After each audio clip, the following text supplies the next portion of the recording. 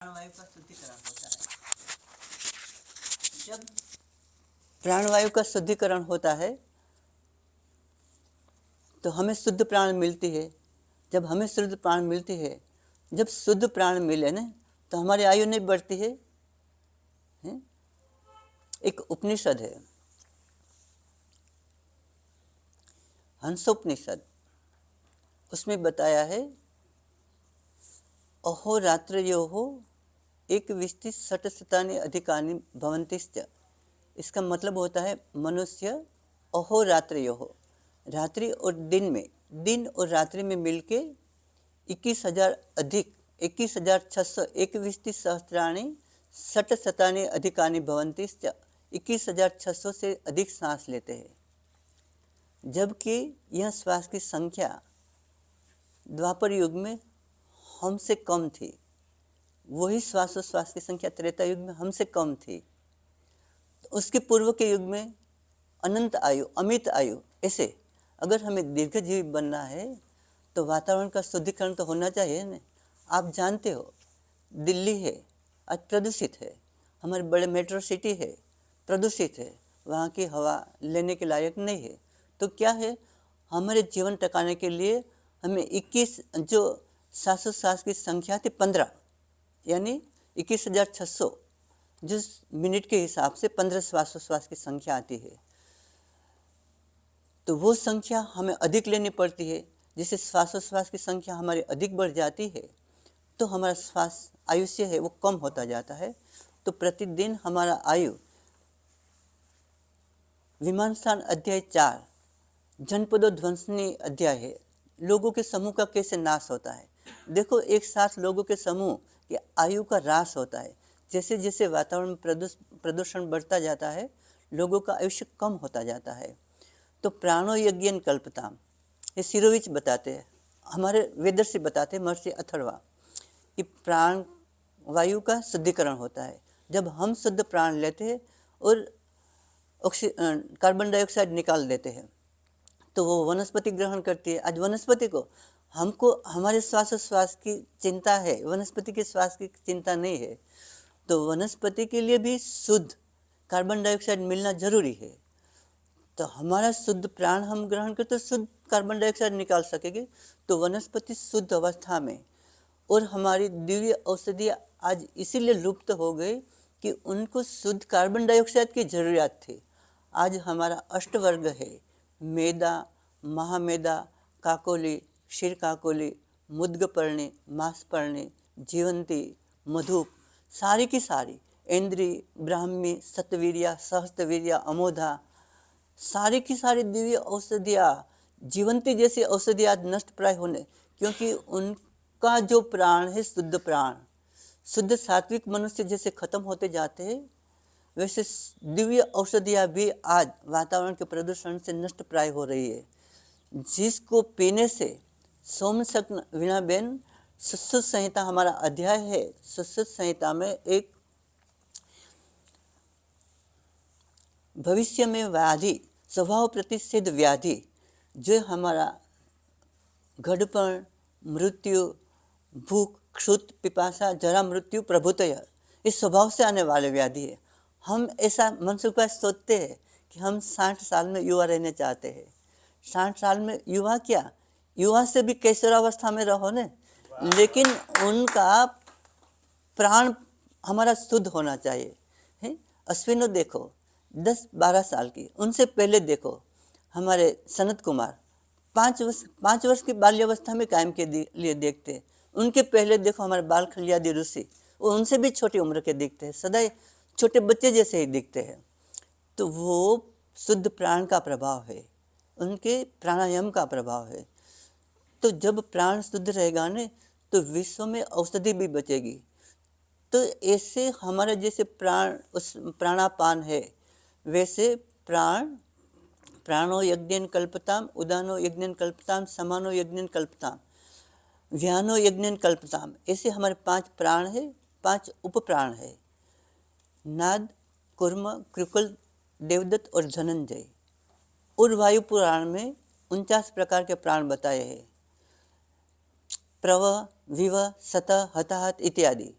तो इस प्रकार के जो दूसरे लोगों से संबंधित है, स्वर्गलोक से संबंधित है, ध्रुव से संबंधित है, ग्रह नक्षत्र से, ये वायु संबंधित है, इनसे हमारी ब्रह्मांड की गति चलती है। अगर ये प्राण का जो सेतु टूट गया ना तो हमारा सबका विच्छेद हो जाता है, हमारी आयु कम हो जाती है, हम आपस में कम आयु होकर मर जाते हैं। तो ये जो प्राण का शुद्धिकरण है वो यज्ञ से होता है। और इस शुद्ध प्राण और 49 प्रकार के प्राण 84 लाख जीव योनियों के साथ संबंध है। पृथ्वी पर जीने का मानव मात्र का अधिकार नहीं है, 84 लाख जीव योनियों का उतना ही अधिकार है। और उस अधिकार में सेतु है, गाय के घी में डाला हुआ यज्ञ एक और शुद्ध हो गया ने तो 84 लाख जीव योनि है पृथ्वी पर सेफ हो जाती है। तो एक घृतम आज्य का मतलब है, घृतम आज्यम हविहि और आज्य दोनों यज्ञ के घृत के लिए। तो देवता घृत भोजी है। हमारा न केवल 49 प्रकार के प्राण, लेकिन हमारे जितने भी देवता है, जैसे चंद्रमा देवता, सूर्य देवता, वायु देवता, बृहस्पति देवता, ये देवता है अग्निमुखा ही देवा।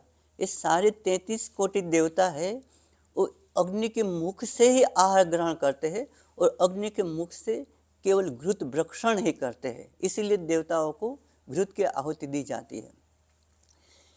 कीड़ी से लेकर देवता तक, चींटी, जब हम दूध पीते हैं ना हमारे गौशाला पे, तो दूध में कभी घी डाल के पीते हैं, तो घी का एक बूंद नीचे गिर जाता है ना तो उनके आसपास चींटी आ जाती है। उसके आसपास छोटे छोटे जीव जंतु, मकोड़े आ जाते, चींटी आ जाते और जंतु उसको पीने के लिए, खाने के लिए आ जाते। घृत में सबका स्वाद है। घृत देवताओं, चींटी से लेकर देवताओं तक 84 लाख योनि तक घी का आवागमन चलता है। घृत से सर्पी, एक जो पर्याय सर्पी है, सर्पति, यानी 84 लाख योनियों में उसका आवागमन है घृत का। हम नहीं जानते हैं, लेकिन हमारा जन्म का जो प्रारंभ होता है ना घृत पान से होता है। आपको पता है? पता है हमारा जन्म का आरंभ काल घी से होता है। घी के समय भारतवर्ष के दीर्घायुष्य के लिए ऐसा बताया है, जात कर्म संस्कार। बच्चा जब जन्मता है तब उनके मुख में जात कर्म संस्कार किया जाता है।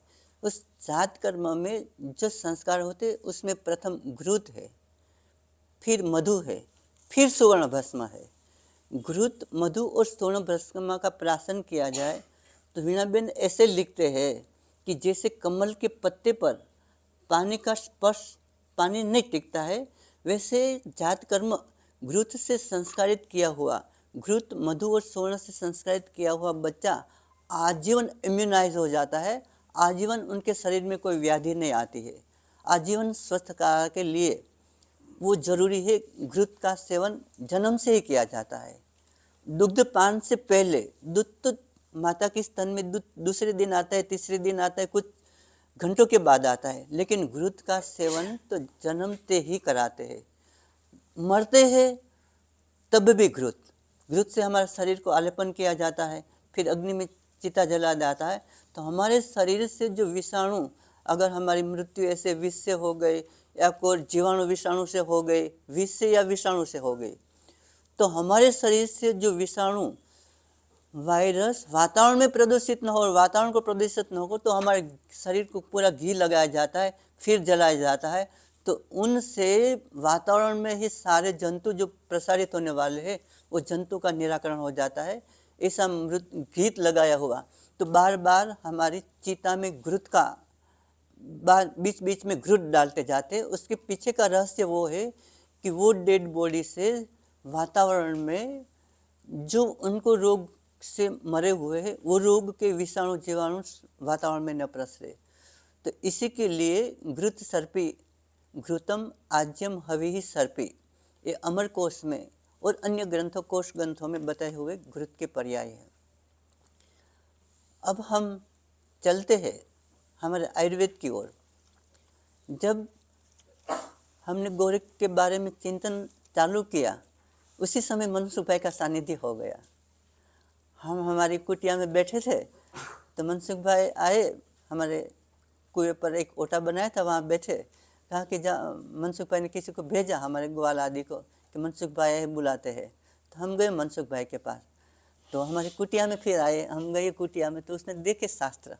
हमने बहुत सारे शास्त्रों के कलेक्शन करके 5000 से अधिक घृत की कल्पना, हमारे चरक संहिता है, सुश्रुत संहिता है, अष्टांग हृदय है, हमारे संग्रह ग्रंथ है, भाव प्रकाश, सारंगधर संहिता और ग्रंथ है, वैश्य रत्नावली आदि सब ग्रंथों से चुन चुन के घृत निकाले। उन घृत में से ऐसे घृत निकाले कौन एक औषधि से घी बनते हैं, कौन 2 औषधि से बनते हैं, कौन घृत ऐसा है सरल घृत योग है, कौन ऐसे है जो मध्यम कोटि के वैद्य भी उस घृत निर्माण कर सके, और कैसे घृत ऐसे कनिष्ठ। तो इस 3 तबक्के में हमने सारे घृतों का विभाजन किया है, और करीब 1000 कल्पना ऐसी है कि आप सरलता से निर्माण कर सकते हो, और उसमें से 100 घृत तो ऐसे है कि एक औषधि से ही बन जाते हैं। जब अभी मनसुख भाई ने काफ़ी सारे घृत का आपके सामने वर्णन किया। तो घृत हमारे शरीर को कैसे निरोगी रखता है। विदेश में कुछ बातें ऐसी समझाई पढ़ाई जाती है कि घृत से हमारा कोलेस्ट्रॉल बढ़ता है, घृत से हमारा शरीर बढ़ता है, फैट बढ़ता है। फैट है तो फैट की वृद्धि, समान ही वृद्धि सर्वेशाम। महर्षि चरक ने यह सिद्धांत दे दिया कि समान ही वृद्धि सर्वेशाम विपरीत विपर्यय, एक बहुत बड़ा चिकित्सा सिद्धांत है। उन पर पूरी दुनिया की चिकित्सा ही चलती है, एक ही सिद्धांत पर, एक ही इतना ही सिद्धांत पर। तो सामान्य से सामान्य की वृद्धि होती है, फैट से फैट की वृद्धि होती है, वो स्वाभाविक है। लेकिन गो दुग्ध में जो फैट का प्रमाण है, एवरेज फैट का प्रमाण 3.3% है, और हमारे शरीर में फैट का प्रमाण है 3.9। तो गो दुग्ध से बना हुआ गो घृत है। उनके पहले हम बात बता दें घृत के प्रकरण पर आने पर कि स्नेह की चरक संहिता सूत्रस्थान अध्याय 13वां अध्याय है स्नेहा अध्याय। स्नेहा अध्याय में महर्षि अग्निवेश आत्रेय से प्रश्न करते हैं,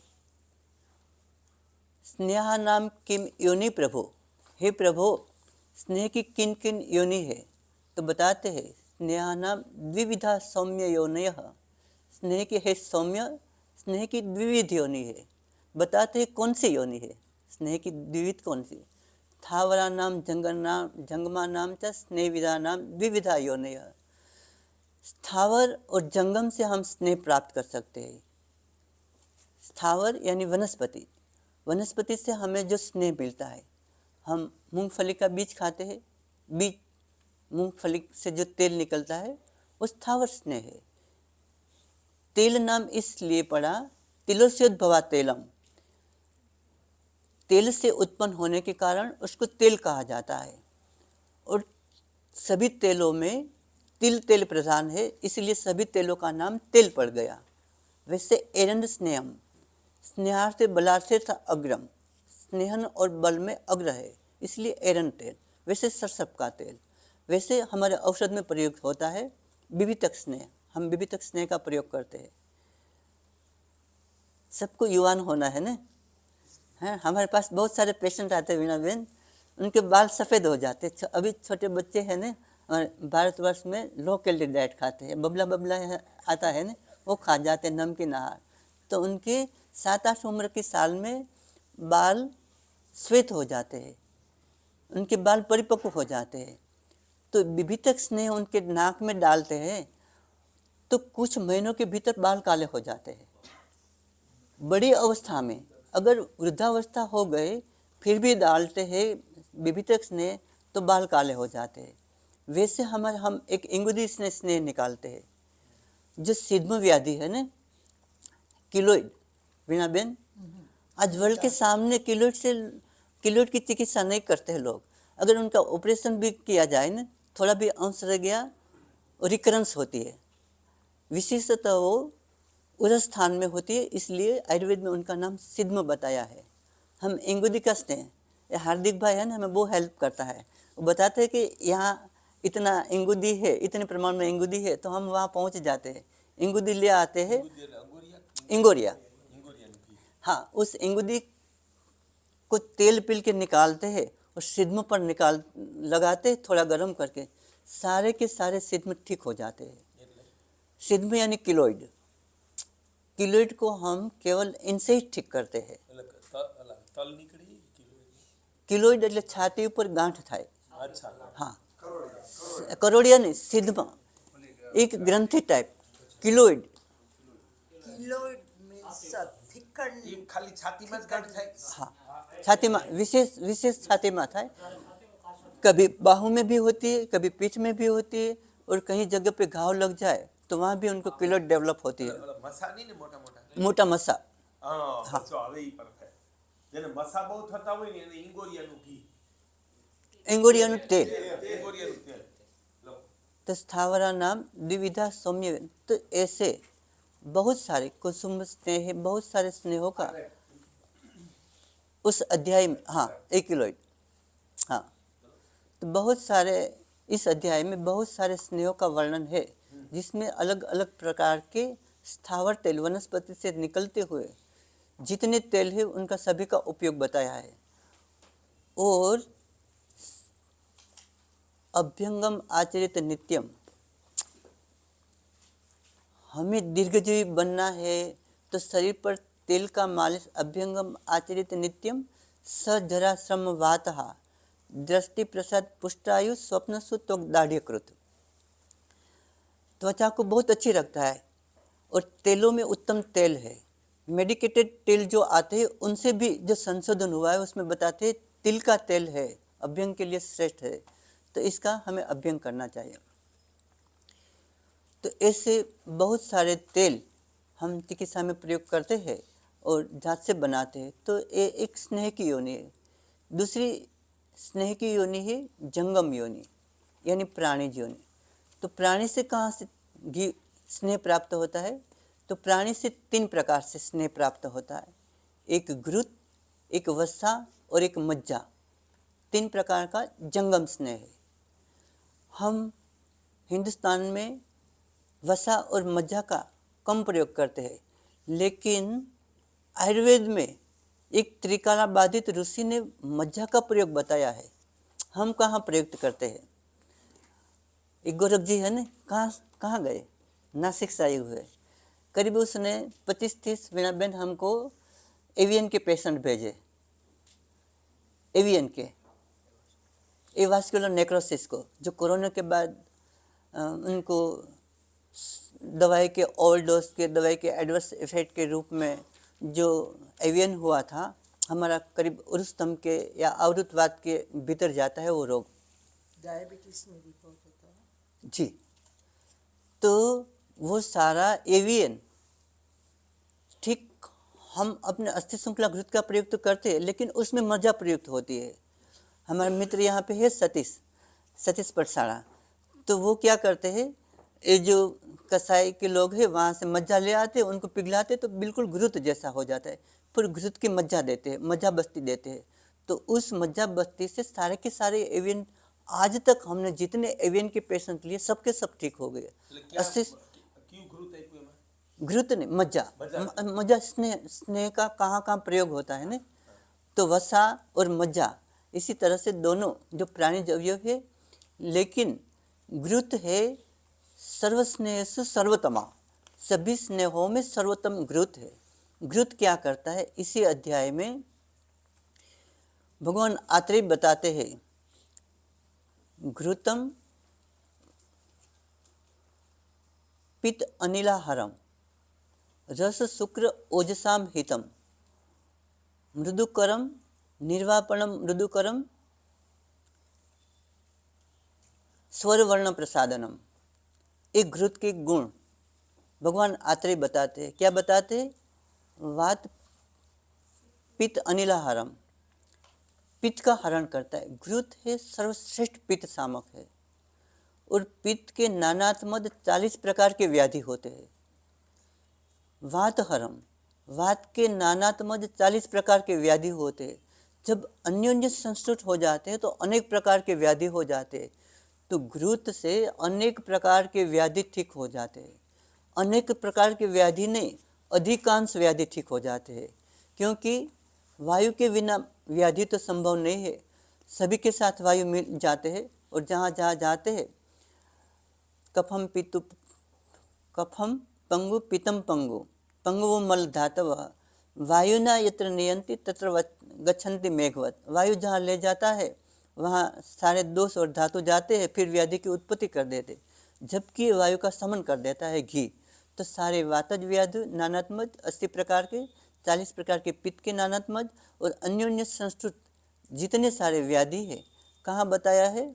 महारोगाध्याय में, चरक सूत्रस्थान अध्याय 20 और अष्टनिंदिति उसके आगे का अध्याय है। हाँ, उस दोनों में पूरी की पूरी व्याधियों का जो विवरण दिया है उसमें अनेक प्रकार के व्याधि बताए और सारे के सारे व्याधि घृत के माध्यम से ठीक होता है। तो वात हरम पित्त हरम वात पित्त हरम, इसका मतलब ये जो जब आप उसका चक्रपाणी टीका पर जाते हो ना तो वात हरम पित्त हरम वात पित्त हरम, तो इससे जितने रोग होने वाले हैं वो ठीक करते। रस शुक्र ओजसाम हितम, किनको हित कर है? हमारी शरीर की रस धातु को घृत ही तर्पण करता है। रस हमारे जो शास्त्रकार है ने शॉर्टकट कर देते हैं।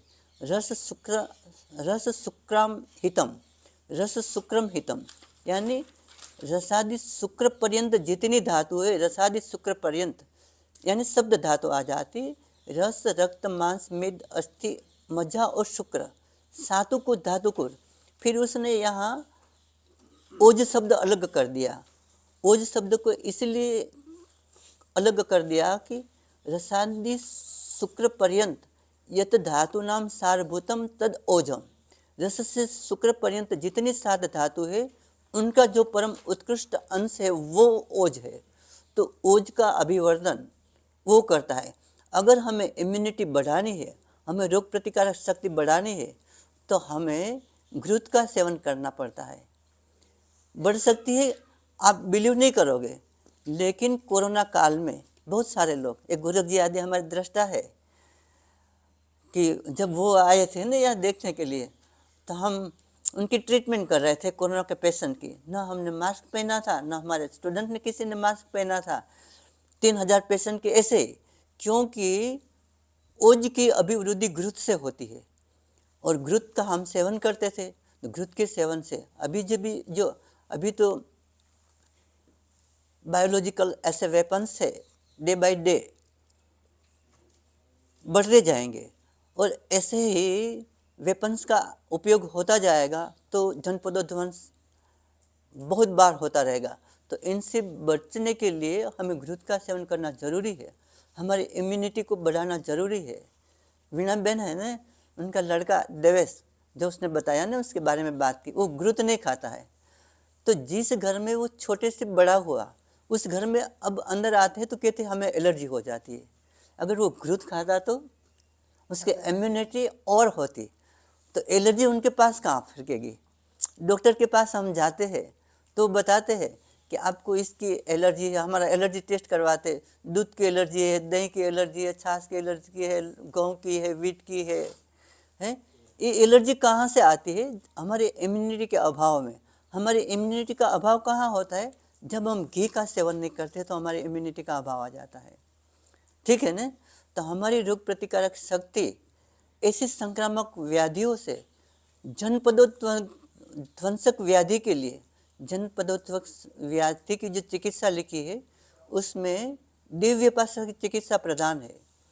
मंत्र, मणि, मंगल, होम, प्रायश्चित, व्रत, प्रणिपात, गमनादेवी ही, तो उसमें यज्ञ है। वीणा बहन, हमने यहाँ बहुत बड़ा यज्ञ लिया था कोरोना के पेशेंट से। गांव से ऐसे मरने वाले पेशेंट थे ना, उनको बुलाया और यहाँ यज्ञ किया। और यज्ञ में जो यहाँ लेट जाते थे लोग, यहाँ आते थे ना, उनकी तो इम्यूनिटी नहीं रहती, लेट जाते थे, जैसे मरा हुआ जैसे लेट जाते थे। तो जैसे यज्ञ हुआ ना, सबके सब खड़े हो गए, सबके सब बैठे हो गए, सब में सब एट ए टाइम तंदुरुस्ती आ गई। ऐसा ही यज्ञ हमने यहाँ स्वामीना गढ़रा गांव है, स्वामी के गढ़रा में लिए। हमारे एक स्टूडेंट थे, उनके पिताजी ठाकर भाई, तो अश्विनो याग लिया, अश्विनो याग से हमने यज्ञ किया। तो दूसरे दिन हॉस्पिटल भी खाली और पूरे गांव में एक भी व्याधि नहीं, क्योंकि ये जो है यज्ञ की न केवल हमारे शरीर को, यज्ञ मीमांसा में रेफरेंस आता है, यत्र गृहे हवि, अथर्ववेद में भी है, यत्र गृहे हवि तत्र कृष्ण हन। जिस घर में या जिस गांव में या जिस शहर में ऋतुकाल के अंदर अपामार्ग संहिता से यज्ञ किया जाए, तो ऋतु संधि जन्य जितने व्याधि प्रसार होते, अधिकांश व्याधि ऋतु संधि में प्रभावित होते हैं। तो ऋतु संधि जन्य जितने सारे व्याधि है, इसे वायरस का नाश केवल इनसे ही होता है। जब चिकनगुनिया का प्रादुर्भाव हुआ, तब हमने सुरेंद्र नगर आदि गाँवों में जाके विष्णु सहस्त्र पाठ से एक करवाया यज्ञ, तो सारे के सारे गांव व्याधि मुक्त हो गए थे। संजय भाई ठाकर का दूसरे दिन लेटर आया कि पूरे गांव में एक भी कोरोना का पेशेंट नहीं है, पूरी हॉस्पिटल खाली हो गई एक ही दिन में यज्ञ के प्रभाव से। तो यज्ञ के माध्यम से घी से पूरी समष्टि का घी का सेवन करते हैं, तो हमारे भीतर का आरोग्य अक्षुण्ण रहता है। जब यज्ञ करते हैं तो पूरी सृष्टि का आरोग्य ठीक रहता है। इसीलिए बताया यज्ञम वे श्रेष्ठतमम कर्मम, सतवत ब्राह्मण का ही प्रमाण है। तो रस शुक्रम ओजसाम हितम, मृदुकरम, हमारे शरीर को मृदु बनाता है। हमारा शरीर अभी डे बाय डे स्टिफ होता जाता है, हमारे संधि जकड़ जाते हैं, हमारे सांधे जकड़ जाते हैं। हमारे एक बहुत अच्छे मित्र हैं, वो दिल्ली में मनोज कुमार शर्मा, वो ऑर्थोपेडिक्स के हेड थे मौलाना आज़ाद यूनिवर्सिटी में। उसने बहुत लोगों को जॉइंट रिप्लेसमेंट सर्जरी सिखवाई। अब वो आयुर्वेद में आ गए, अस्थि श्रृंखला जैसे घृत की विधि सीख ली, लोगों को देते हैं। और अब उन लोगों को सिखाते हैं कि जॉइंट रिप्लेसमेंट सर्जरी आवश्यक नहीं है, उनकी सेवा भी व्याधि घृत के माध्यम से ठीक हो सकता है। अब वो प्रचार करते हैं, जो एक बार उसने कई स्कॉलरों को वो सिखवाया कि ऐसे नी जॉइंट रिप्लेसमेंट किया जाता है, इससे ऐसे और joint replacement, hip joint replacement किया जाता है। तो वो अब बताते हैं कि जॉइंट रिप्लेसमेंट की आवश्यकता नहीं है।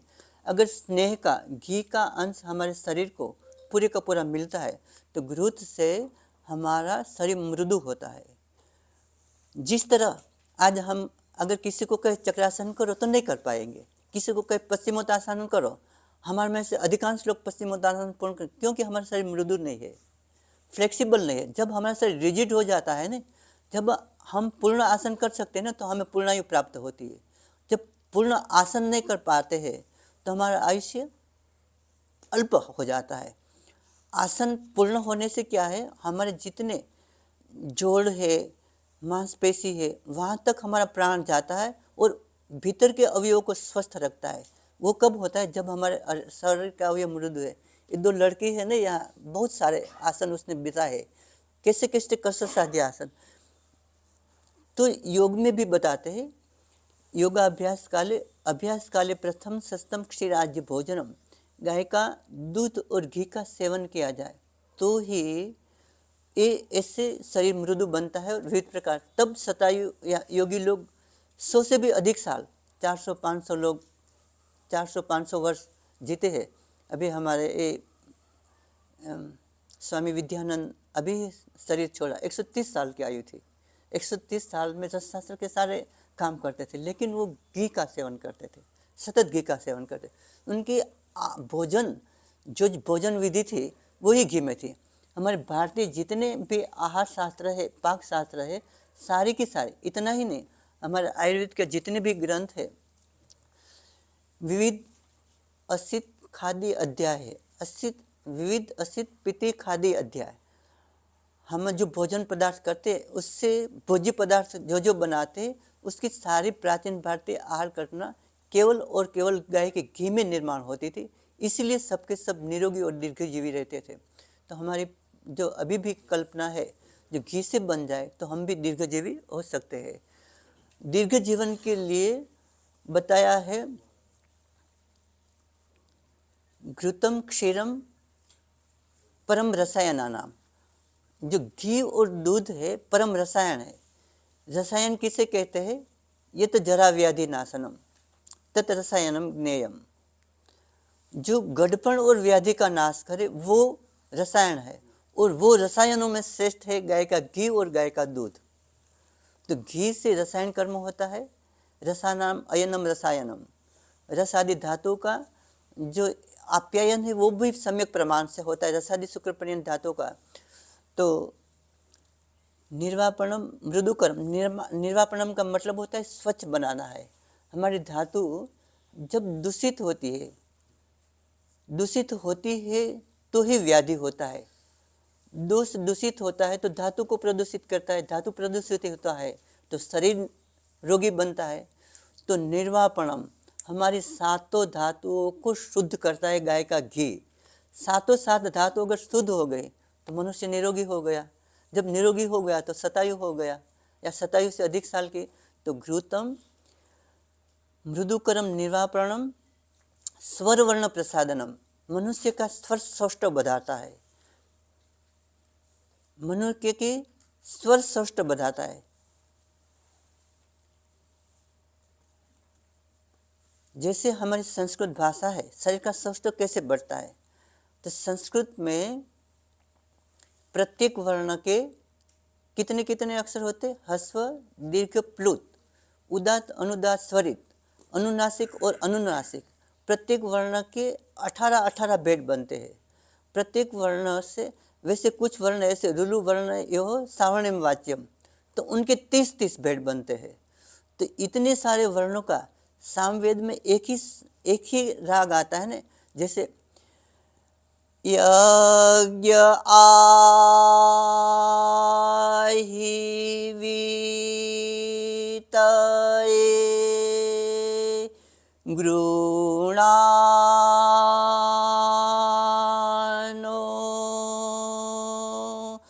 हव्यदातये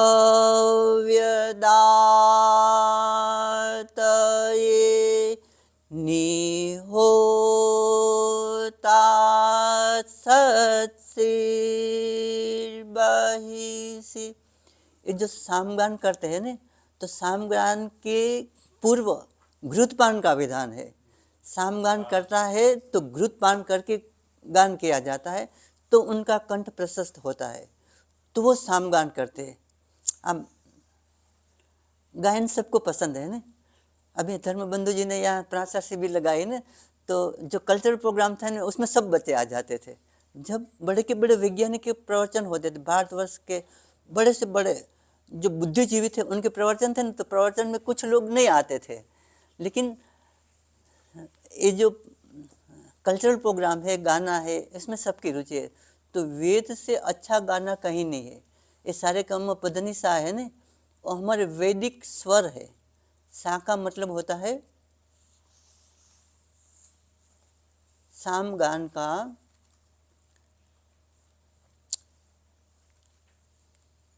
ग का मतलब होता है गांधार स्वर।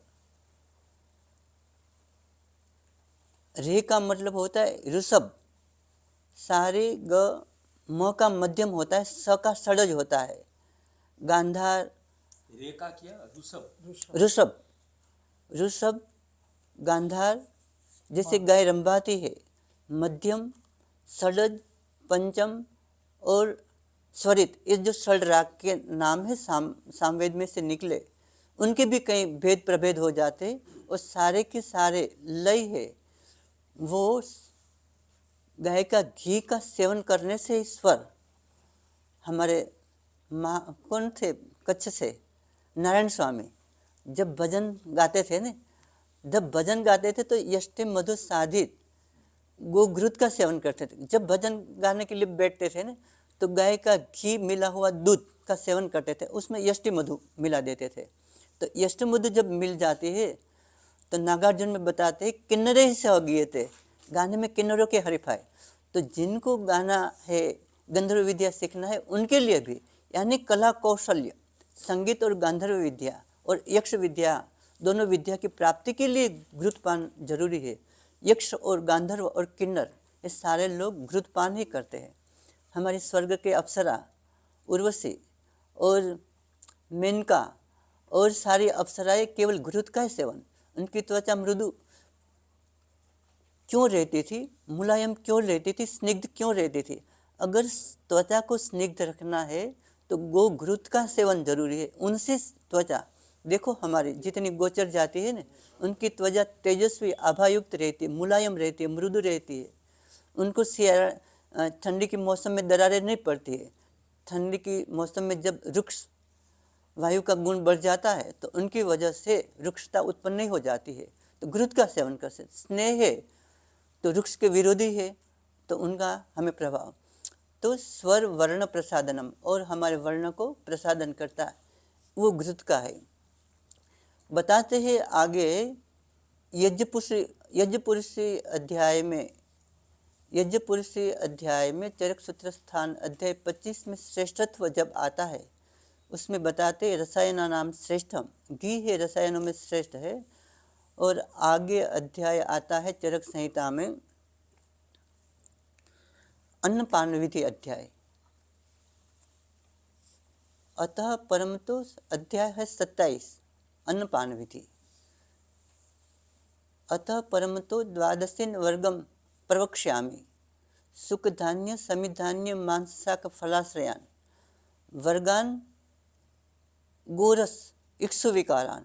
उसमें एक गोरक्ष हमारा खाद्य पदार्थ है, उसमें गाय का एक प्रकरण आता है, गोवर्ग आता है। तो गाय से जितने पदार्थ, गव्य पदार्थ निर्माण होते हैं, उसकी सारे की। गाय से क्या क्या मिलता है? गोदुग्ध मिलता है, दुग्ध से दधि निर्माण होता है, दधि से तक्र निर्माण होती है, उनसे नवनीत निकलता है। नवनीत का मतलब होता है नित्य युवान रखने वाला। बच्चों को खिलाने से नित्य युवान रहते थे, नित्य युवा रहते, उतनी शक्ति नवनीत में है, सदा यौवन संपन्न रखते। फिर घृत को, दही को मंथन करने से घृत निर्माण होते हैं। जो उसी दिन का घृत निकलते, सेम डेज का, उसको बोलते हयंगवीन घृत। सेम डे का घी को बोलते हैं, आज का दूध हमने जमाया, सुबह का निकला, उसको नवघृत। तो आयुर्वेद में बहुत सारी कल्पना है, जिससे नेत्र रोग में हमें जो जो घृत प्रयोग करना है, कर्ण रोग में हमें जो जो घृत प्रयोग करना है, नासा रोग में जो घृत प्रयोग करना है, मुख रोग में, यानी हमारे ज्ञानेंद्रियों में जितने सारे घृत का प्रयोग करना है, उस सारी औषध कल्पना केवल और केवल हयंगवीन घृत में बनती है। हयंगवीन घृत, हयंगवीन घृत उसी दिन निकाला हुआ घृत का औषध निर्माणार्थ प्रयोग करना। और हयंगवीन घृत ही देवताओं के याज्य में प्रयुक्त होते हैं। प्राचीन काल में ऋषि मुनि, जैसे हमारे वशिष्ठ थे तो उनके पास नंदिनी गाय थी, जमनग्नि थे तो उनके पास शायद सबला गाय थी, और ऋषि थे नंदा सुभद्रा, ऐसी गायें समुद्र मंथन के समय मध्यमाने महोदधे पंच गाय समुत्पन्ना पंचलोकस्य मातरः, नंदा सुभद्रा सुरभि नंदिनी सबला बहुला, ऐसी गायों का नाम था। तो ऋषि मुनि अपने पास होमधेनु रखते थे। होमधेनु का दूध, होमधेनु सुवर्ण धेनु रहती थी, सुवर्ण कपिला रहती थी, कपिला रहती थी। कपिला के 10 भेद महाभारत पीछे के पर्व में उल्लेख किया है। 10 प्रकार की स्वयं ब्रह्मा जी ने वर्णन किया है, 10 कपिलाओं का वर्णन। तो उस कपिला घृत से ही देवता यज्ञ ग्रहण करते हैं। उस कपिला घृत से ही, जब हमने एक बार नर्मदा किनारे पे वीणाबेन यज्ञ किया, बहुत अच्छा यज्ञ रहा। स्वर्ण कपिला से हमने जो पोरबंदर में राजसी भाई है वहाँ से स्पेशल एक घृत हमने निर्माण करवाया था। एक हमारा धन्वंतरी याग भी, हमारे जितने लोग आए थे उनको भी स्वर्ण कपिला गाय का घी से ही सारा आहार कल्पना ही निर्माण करके दी थी। और स्वर्ण तो स्वामी जी ने लिख के दिया कि इस यज्ञ से अश्विन बहुत प्रसन्न हुए हैं और एक स्वर्ण कपिला गोघृत से जो यज्ञ होता है 1000 यज्ञ की फलश्रुति प्रदान करता है। तो स्वर्ण कपिला होम धेनु, तो कामधेनु, होम धेनु, उनसे स्वर्ण कपिला गाय के घी से यजन करने से सारे देवता प्रसन्न होते, सारी सृष्टि प्रसन्न होती है। इसीलिए हमें एक गाय अलग रखना चाहिए। हम अपनी गौशाला में भी हमारी गौ है तो 5-5 लीटर दूध करती है, दोनों समय घर पे मंगवा लेते। उनका घृत हमारे अश्विनो याग, हमारे धन्वंतरी याग। आपको भी हमारे जैसे ही आगे आयुर्वेद में बढ़ना है तो एक हेमधनु रखो, धन्वंतरी को और अश्विनों को तृप्त करो। जब उनकी कृपा होगी ने तो आयुर्वेद की विद्या अपने आप आपके भीतर जागृत हो जाएगी। तो इसके लिए गोघृत से हमारे देवताओं को प्रसन्न करना अत्यंत आवश्यक है। और ऐसी स्वर्ण कपिला जैसे गायों का तो हयंगविन घृत और 1 साल तक का घृत जो रहता है उसका नाम है पुराण घृत। और शरीर के सारे अंग अवयव है उसके लिए आता है एक घृत, 1 साल पुराना घृत। 1 साल से लेकर 10 साल का जो घृत रहता है उसके नाम भी पुराण घृत है। उसके अनंतर का जो घृत है उसका नाम कुंभ सर्पी जाता है। 100 साल का कुंभ सर्पी कहा जाता है। हमें कुंभ सर्पी का कितना प्रयोग है? 10 વર્ષનું पुराण घृत फिर पुराण घृत आ जाता है। नहीं, પછી 11 થી 100 સુધીનું सो कुंभ घृत आता है। 11 થી 100 हाँ, કુંભ। कुंभ घृत या कुंभ सर्पी उसे बोलते हैं। उसके अनंतर का जो घृत आता है 1000 साल पुराना गीत भी मिलता है। અને 100 થી વધુનું હોય એને શું કહે? 100 साल से अधिक 1000 साल पर्यंत का जो घृत रहता है उसे महाकुंभ सर्पी बोलते हैं। प्रपुराण घृत महाकुंभ सर्पी। उस घृत सेवन से कैसा परिणाम मिलता है हम एक दृष्टांत बताते हैं। हम जब BMS में थे तब हमारे एक मित्र थे वैद्य नीलेश, उनके सरनेम में वैद्य थी। वैद्य इसलिए थी कि वो परंपरागत वैद्य थे, 7 पीढ़ी से जैतपुर में रहते थे। तो एक बार हम जब पढ़ते थे तो उनके घर पे गए तो उनके पिताजी वैद्य थे, उनके दादाजी वैद्य थे। उनके दादाजी के पास हमारे जो यंत्र शस्त्र है 108 यंत्र, 20 यंत्राणी और 108 शस्त्र सारे के सारे सोने चांदी के बने हुए हमने देखे हैं। और उनके पास 200 साल पुराना गाय का घी था और शेर की चर्बी थी, वसा मज्जा थी उनके पास कई सालों पुरानी। तो हमारे दिमाग में जब हम प्रैक्टिस में बैठे ने तब दोबारा उनको मिलने के लिए गए। तो हमने पूछा नीलेश भाई आप तो अभी प्रैक्टिस नहीं करते हो तो आपके पास एक घृत पड़ा हुआ है तो कि ले जाओ आप। हमें 2 किलो घी दे दिया पुराना, जो एक बड़े चंबू में पड़ा था। वीणा बहन हमारे यहाँ एपिलेप्सी के पेशेंट आते थे। एपिलेप्सी के पेशेंट में या मानस व्याधियों में उनका नस्य बताया गया है। हमने 1-1 ग्राम की ही मात्रा में 2000 लोगों को दिया एपिलेप्सी में नस्य।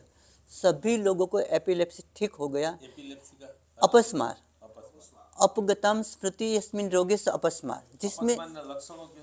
अपस्मार में अपगताम स्मृति यस्मिन रोगे से अपस्मार, जिसमें तत्काल स्मृति चली जाती है।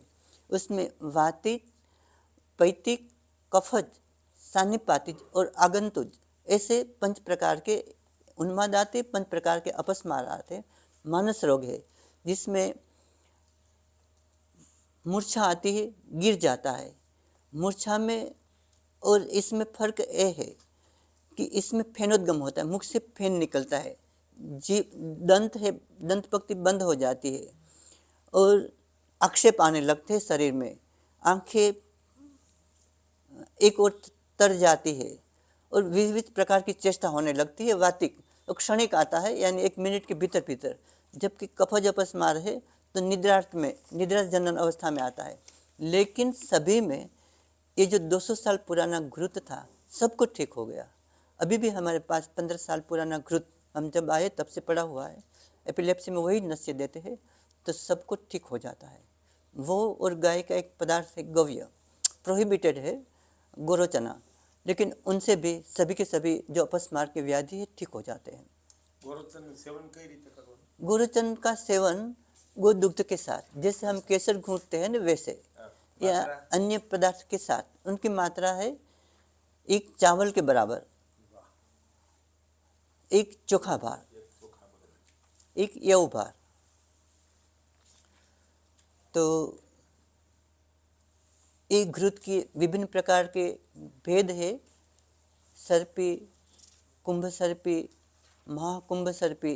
पहले जो राजा लोग थे ना, अपना जो महल बनाते थे ना, तो विजाति जो एनर्जी है उनको विक्षेप न करे उसके लिए उसके खात मुहूर्त के समय उनका पाए में बेस में ही घृत का कुंभ डालते थे। घृत कुंभ से सारी नेगेटिव एनर्जी है एब्सॉर्ब हो जाती है। हमें भी अपना नया गृह निर्माण करना हो तो घृत को नेगेटिविटी से बचाने के लिए घृत कुंभ का विधान हमारे वास्तुशास्त्र में निदर्शित है। तो घृत कुंभ का हमें प्रत्यारोपण करना चाहिए हमारे खात मुहूर्त में। આ ગોરોચન લેવાથી શું ફાયદો થાય ઉકાળી પીવાથી દૂધમાં? सारे मानस रोग खत्म हो जाते हैं। सारे के सारे मानस रोग गोरोचना से ठीक हो जाते हैं।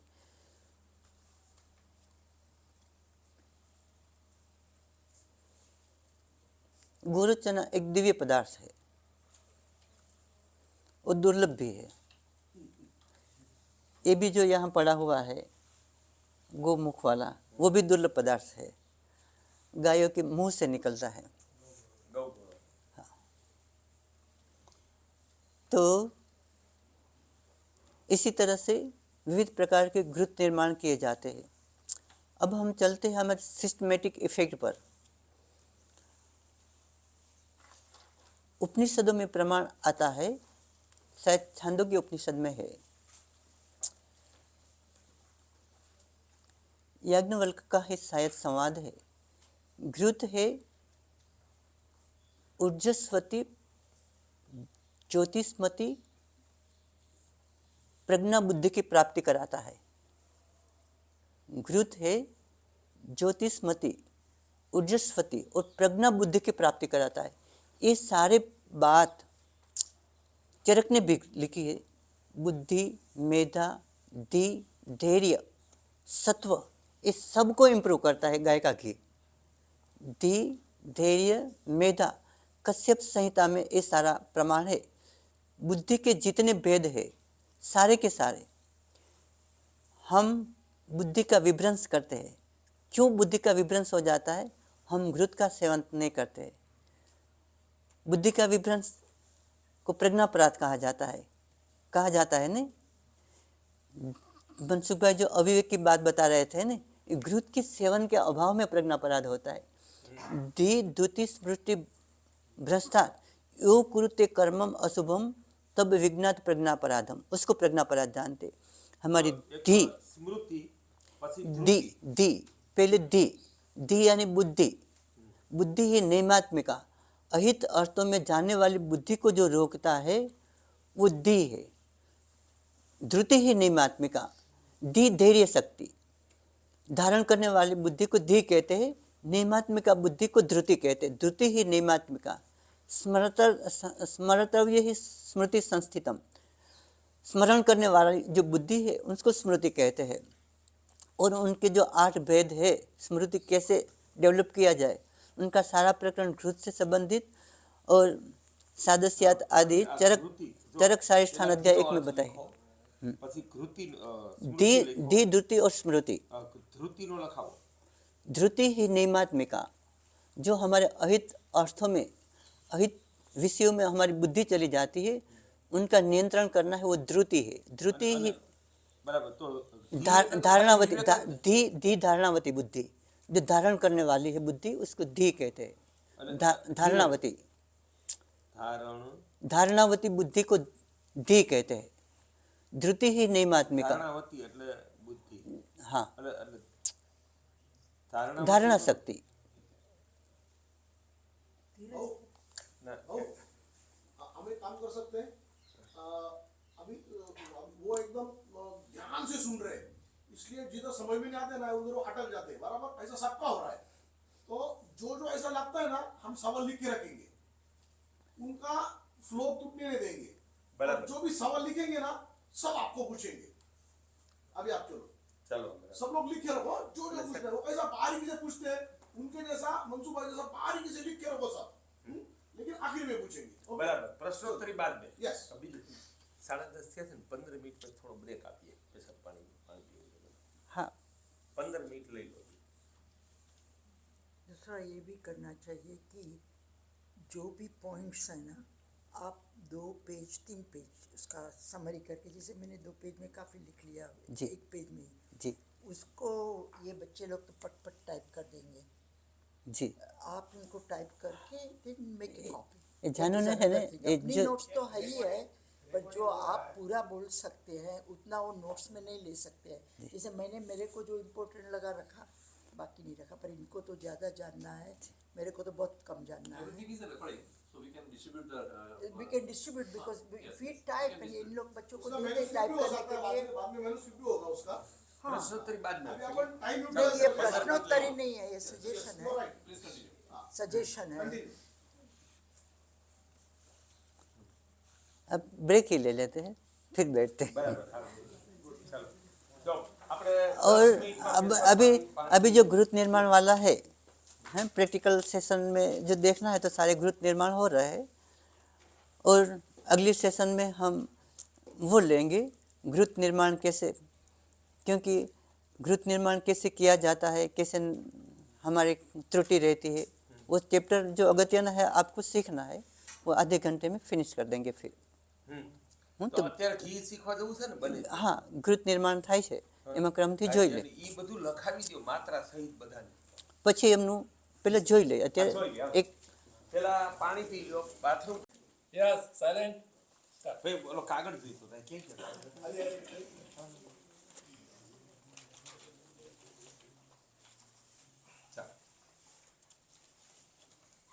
હવે જ્યાંથી આગળ।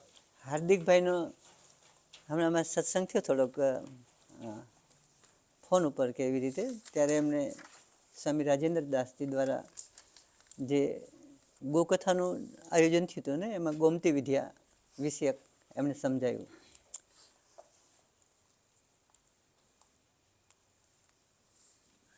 પરશુરામ અને ભગવાન પુષ્કર વચ્ચેનો સંવાદ છે ગોમતી વિદ્યામાં।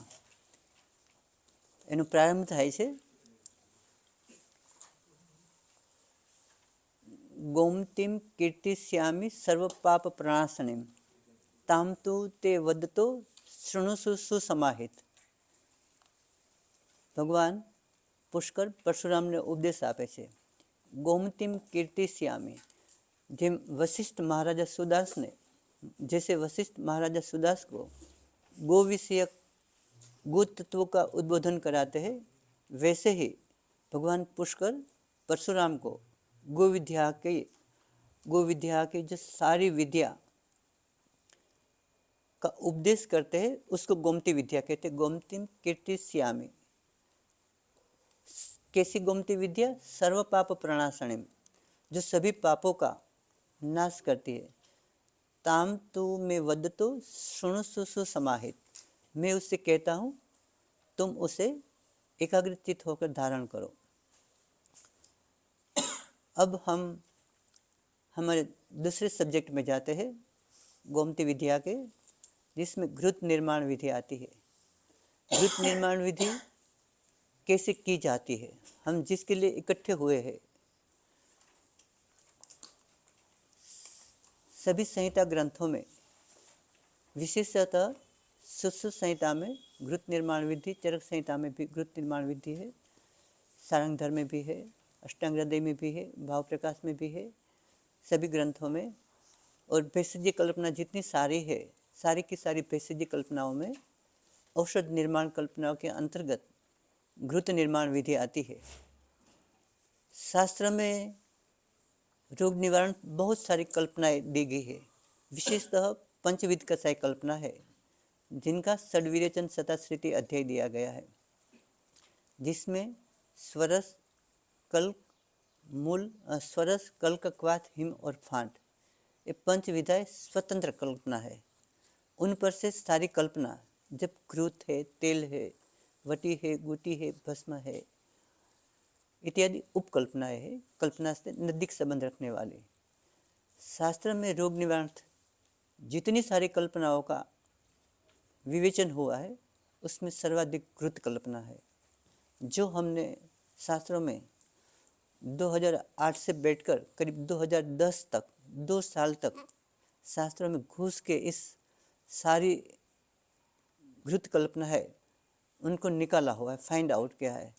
जानू ने उनको सारी घृत कल्पना है उनको मोबाइल में PDF फाइल बनाई है, आप सबके मोबाइल में वो डाल देंगे, कितने कितने प्रकार के सरल घृत निर्माण होते हैं।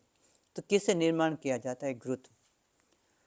कल्कात चतुर्गुणी कृत्य घृतम, घृतात चतुर्गुणी कृत्यम, उनके जो क्वाथ द्रव्य है, स्वरस द्रव्य है या द्रव द्रव्य है, उनका प्रयोग किया जाता है। कल्कात चतुर्गुणी कृत्यम घृतम, जो हम कल्क रखते हैं, कल्क मिश्र, कल्क का मतलब होता है जो औषधि है। जैसे हमें शतावरी का घृत निर्माण करना है तो शतावरी को कूट पीस के चटनी जैसा पेस्ट जैसा बनाया जाए, उनको कल्क कहते हैं। पेस्ट पेस्ट, उस पेस्ट से 4 गुना घृत, 4 भाग घृत, उस घृत से 4 गुना औषध द्रव्य यानी द्रव द्रव्य जो हमें डालना हो, जैसे क्वाथ डालना हो या स्वरस डालना हो या हिम डालना हो या फांट डालना हो या दुग्ध डालना हो या कांजी डालना हो या छाछ डालना हो या दही डालना हो, तो 4 भाग प्रमाण में आता है। प्रायशः ये प्रमाण है। ये मध्यम वर्ग के द्रव्यों के लिए। जब कठिन द्रव्य है तो जितने द्रव्य में हम उबालेंगे उतने में उनके सारे इंग्रेडिएंट्स से सोल्यूबल नहीं होंगे।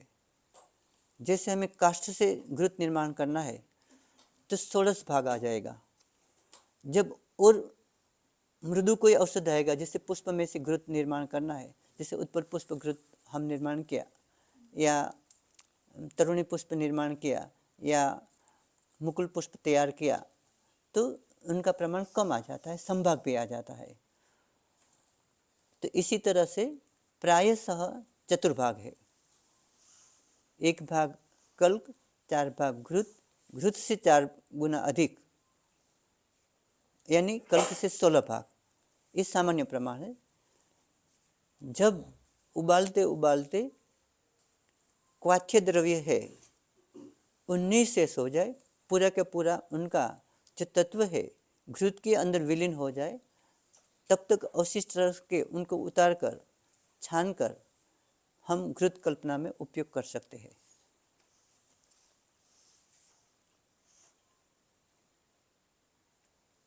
तो ये घृत विधि सामान्य हुई। जब घृत सिद्ध हो जाता है हमें कैसे पता चलता? घृत सिद्ध हो जाए वो पता हमें कैसे चले? तो घृते फेनोपशमनम, जब घृत निर्माण करते तो पहले फेन आते, झाग आते हैं। जब झाग आना बंद हो जाए और फेनोपशमन हो जाए तो समझना कि घृत सिद्ध हो गया। और उनकी दूसरी परीक्षा है मर्दन वर्तिकोत्पत्ति। जब आप उसको हाथ में लो और बत्ती जैसा बनाओ, तो जैसे हम रुई की वाट बनाते हैं ना, ऐसा वर्तिको जैसा, तो उसमें से स्नेहांश अलग हो गया ऐसा मानना। जब तक स्नेहांश है तब तक वो बत्ती नहीं बनेगी। तो मर्दन वर्तिकोत्पत्ति इष्ट गंध रस वर्णोद्भव, जो वनस्पति का, जैसे हम शतावरी घृत का निर्माण करते हैं तो शतावरी का जो सुगंध है, शतावरी की जो गंध है, उसका जो वर्ण है, वो जब सब कुछ आ जाए तो मानना कि वो घृत सिद्ध हो गया। तो ये सारी उनकी परीक्षा है। फिर स्वयं सिद्ध करके उनको बोतलों में भर के उसका विक्री कर सकते हैं। तो इसी तरह से घृत कल्पना। अभी गोरख जी का एक प्रश्न था घृत मूर्छना विषय, जब सादे घी से औषध कल्पना बनाना हो और कफनाशक व्याधि हो तो उसमें आम का अवशेष रह जाता है। तो आम पाचनार्थ मूर्छना कल्पना दी गई है। मूर्छना का मतलब होता है परिशोधनम, मूर्छनम परिशोधनम, मूर्छना का यही मतलब यहाँ शास्त्र में दिखाया गया है। तो घृत को परिशुद्ध करने के लिए घृत से जैसे 4 भाग हम क्वाथ द्रव्य में उबालते वैसे 4 भाग पानी में उबालते, केवल घृत को।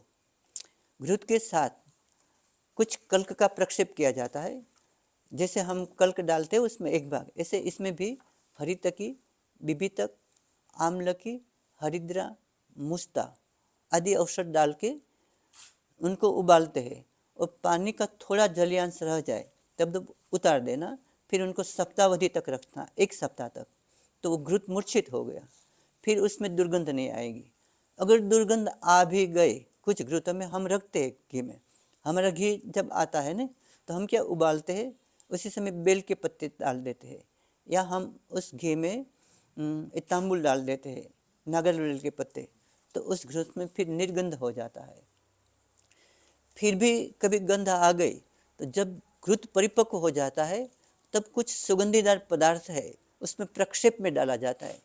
जैसे हम चाय बनाते हैं तो बाद में हम इलायची और सुगंधी द्रव्य डालते हैं, वैसे कस्तूरी है, ऐसे सुगंधीकर जितने द्रव्य है सारे के सारे सुगंधीकर हमारे घृत को सुगंधी बनाने के लिए सुगंधी द्रव्य पीछे से, जैसे घृत निर्माण हो गया उतारा, गर्म था, उसी अवस्था में हम उसमें सुगंधीकर द्रव्य डाल देते तो उसमें निर्गंध रहता है और सुगंध उत्पन्न हो जाती है। तो सुगंधी द्रव्यों से कस्तूरी है, लवंग है, इलायची है, जाति फल है, ये सब सावंतरी સૌથી best जाति फल, लवंग जो शास्त्र में दिया है ये सब ए है द्रव्य, तो उनसे घृत को सुगंधीकर बनाने का ये प्रमाण है। इसी तरह से हम घृत कल्पना तैयार कर सकते हैं। तो घृत कल्पना हुई, उसमें हमारे पास प्रथम हम तो बीमार नहीं है और हमें निरोगी रहना है। गोरख जी का प्रश्न वो भी था कि क्या हम जो घी खाते हैं वो कभी नहीं पचते हैं, उसमें अमावस्था रह जाती है, तो हम खाने वाले घृत में भी मूर्छना कर सकते हैं। हाँ, खाने वाले घृत में भी जिनका अग्नि मृदु है, जिनको घृत पाच्य नहीं है, ऐसे लोगों के लिए मूर्छना। जिन लोगों को जैसे दूध पाच्य नहीं है, छोटे बच्चों को डायरिया हो जाता है, तो दूध को सुपाच्य बनाने के लिए जितना दूध है उतना ही पानी डालते हैं, फिर उसमें पानी जल जाए और दूध अवशिष्ट रह जाए तब तक उतार के उस दूध पिलाने से वो बच्चा है दूध को सुपाच्य कर सकेगा। वैसे जितना घी है उतना ही पानी डाल के उनको थोड़ा जलावशिष्ट रख के उतार कर फिर उस घृत का सेवन कर जाए तो मृदु अग्नि वाले को और शाम जिनको आमता है वो लोगों भी घृत का प्रयोग कर सकते हैं, तो उनसे आमविष उत्पन्न नहीं होता। अन्यथा आमविष होता और आमविष से अनेक व्याधि उत्पन्न होती। आमविष बहुत सारे व्याधियों का कारण है, इसीलिए शरीर में पहले घृत का सेवन करना हो तो आम को निराम करना जरूरी है। तो निराम की ये विधि है घृत को निराम करने की। तो फिर एक घृत लिया जाता है ઘી જેટલું જ પાણી ને घृत के समान, एक मूर्छना कल्पना में समान भाग पानी है जो हमें व्यवहार में प्रतिदिन उपयोग करना है।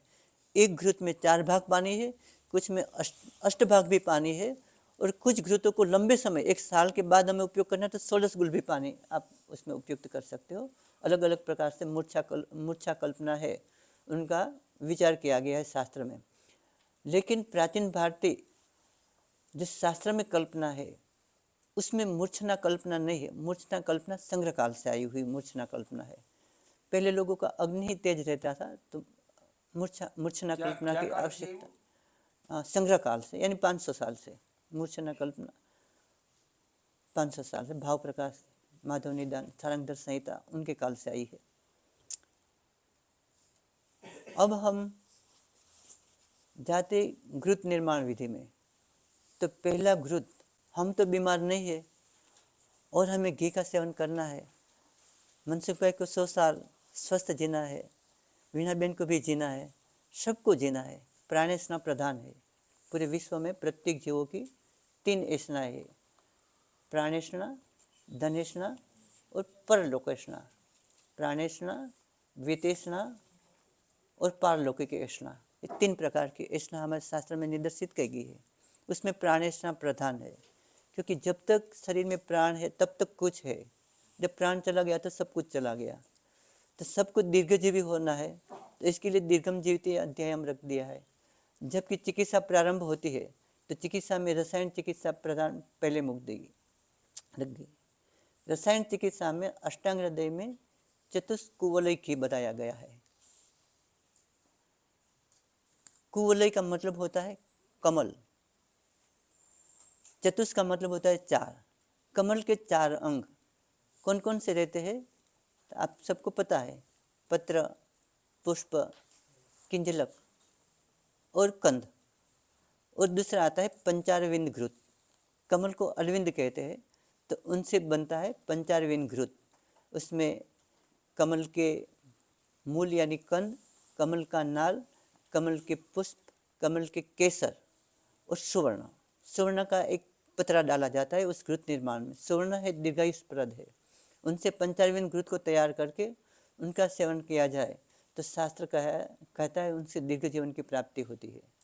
સોનાનું પતરું ઘી ઊનું થતું હોય ત્યારે घी મનાય जब घृत पाक विधि हो रही है उसी समय हम ऐसे पंचारविंद और चतुष्कोलय दोनों बनाते हैं। ऐसे आम्लक घृत का प्रयोग है, वैसे भलातक घृत का प्रयोग है। इस प्रकार के घृतों का सेवन करने से दीर्घायुष की प्राप्ति होती है। तो दीर्घायुष की प्राप्ति के लिए अनेक प्रकार के घृत शास्त्र में वर्णित है। सबको उनका सेवन करना चाहिए, जो हमें प्रकृति रक्षणी शक्ति ही प्रदान करती है। फिर दूसरा प्रकरण आता है, शादी हो जाती है, ब्याह हो जाता है तो वाजीकरण की। वाजीकरण का मतलब होता है अपत्य संतान कर्म।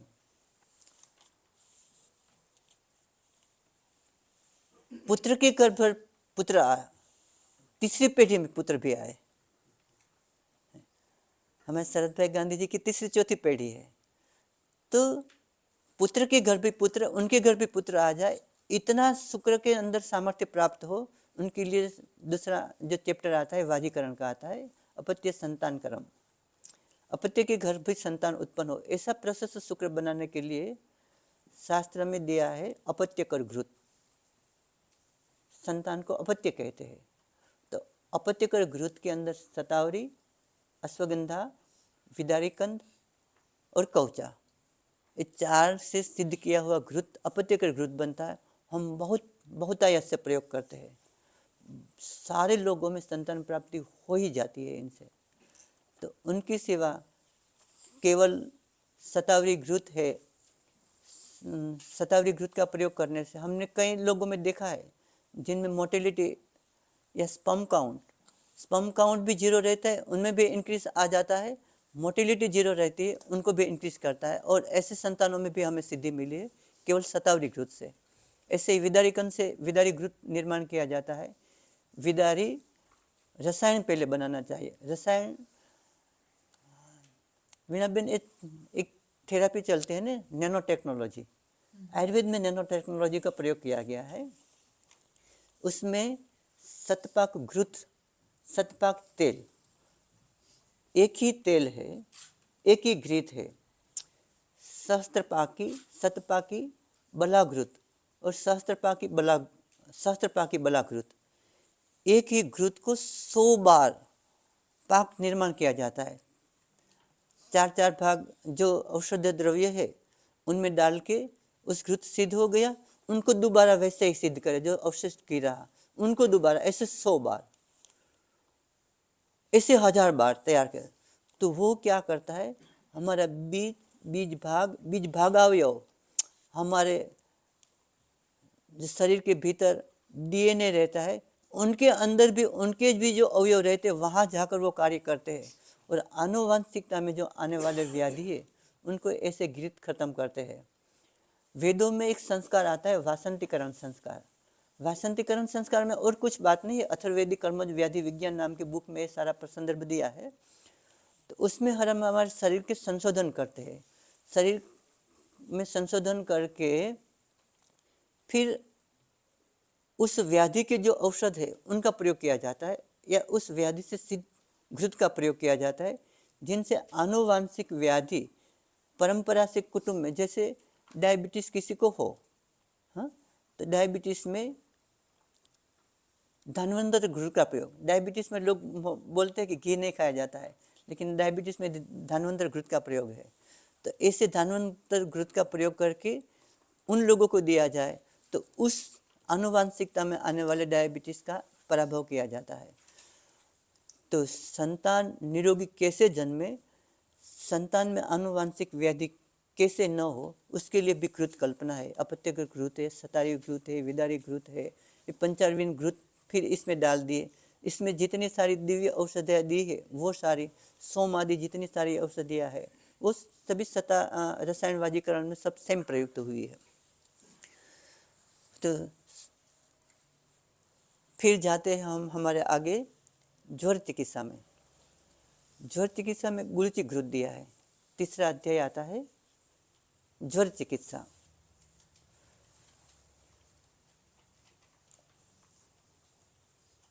ज्वर दो प्रकार के होते हैं। वैसे शास्त्र में अष्टविध ज्वर दिए हैं।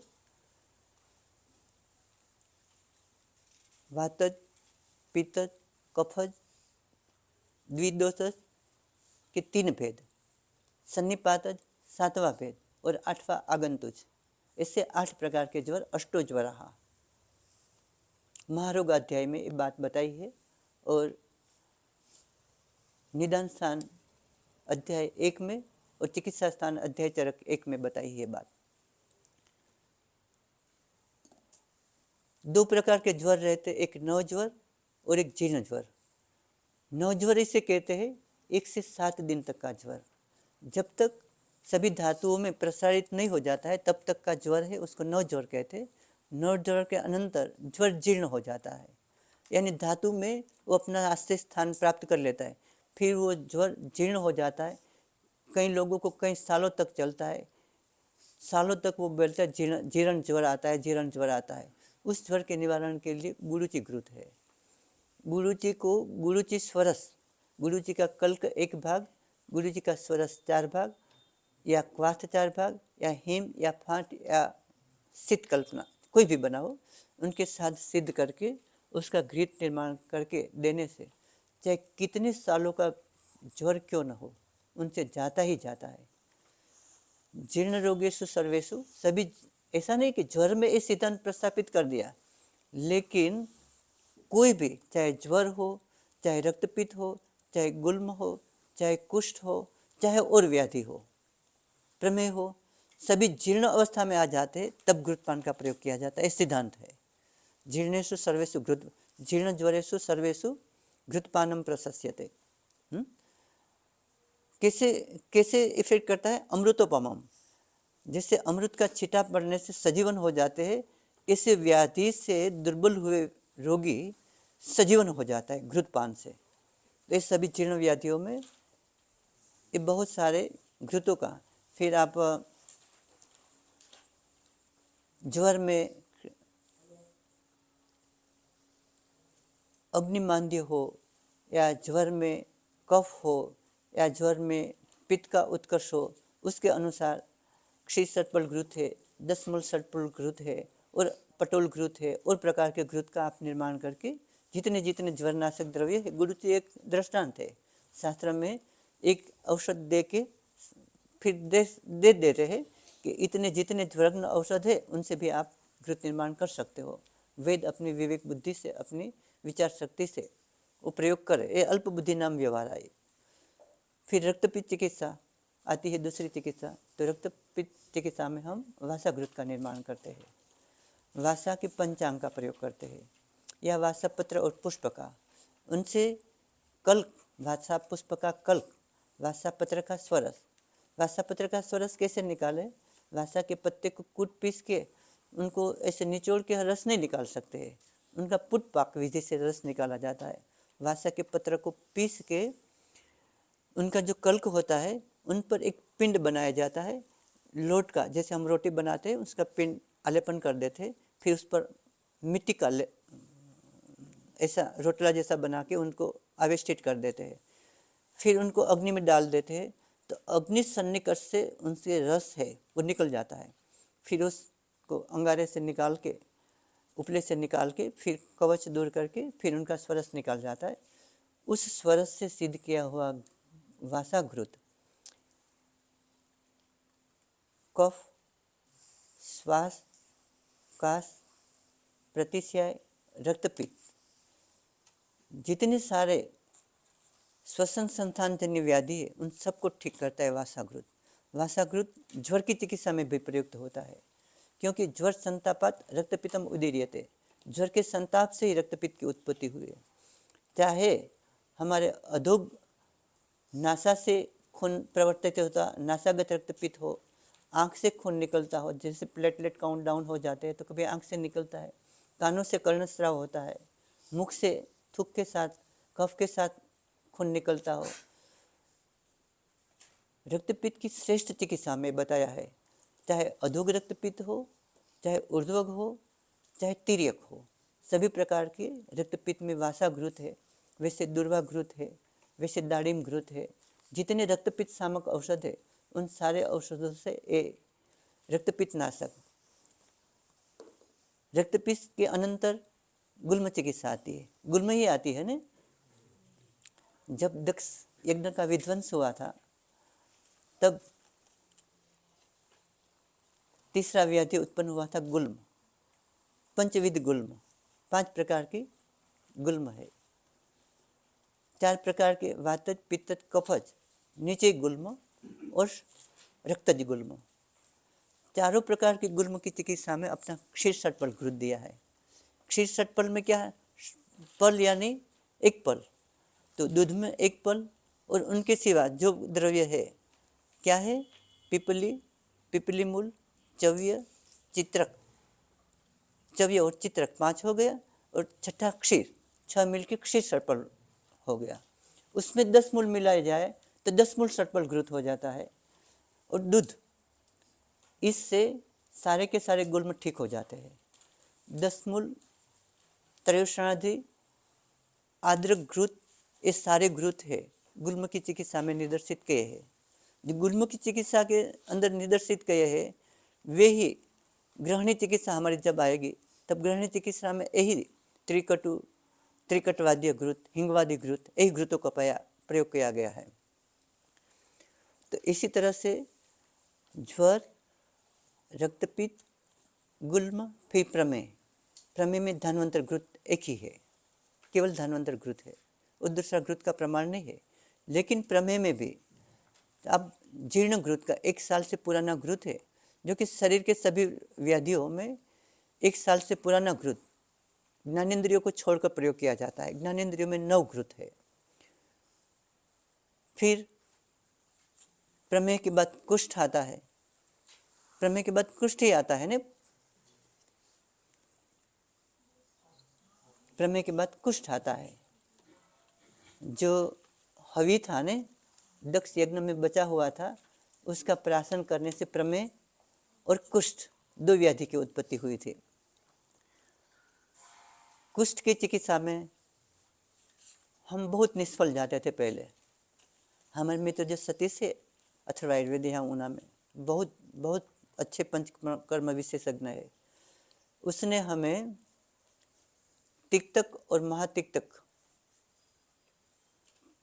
तिक्तक यानी पंचतिक्त, 5 कड़वे रस वाले द्रव्य, गुड़ुचि, कंटकारी, और क्या आता है?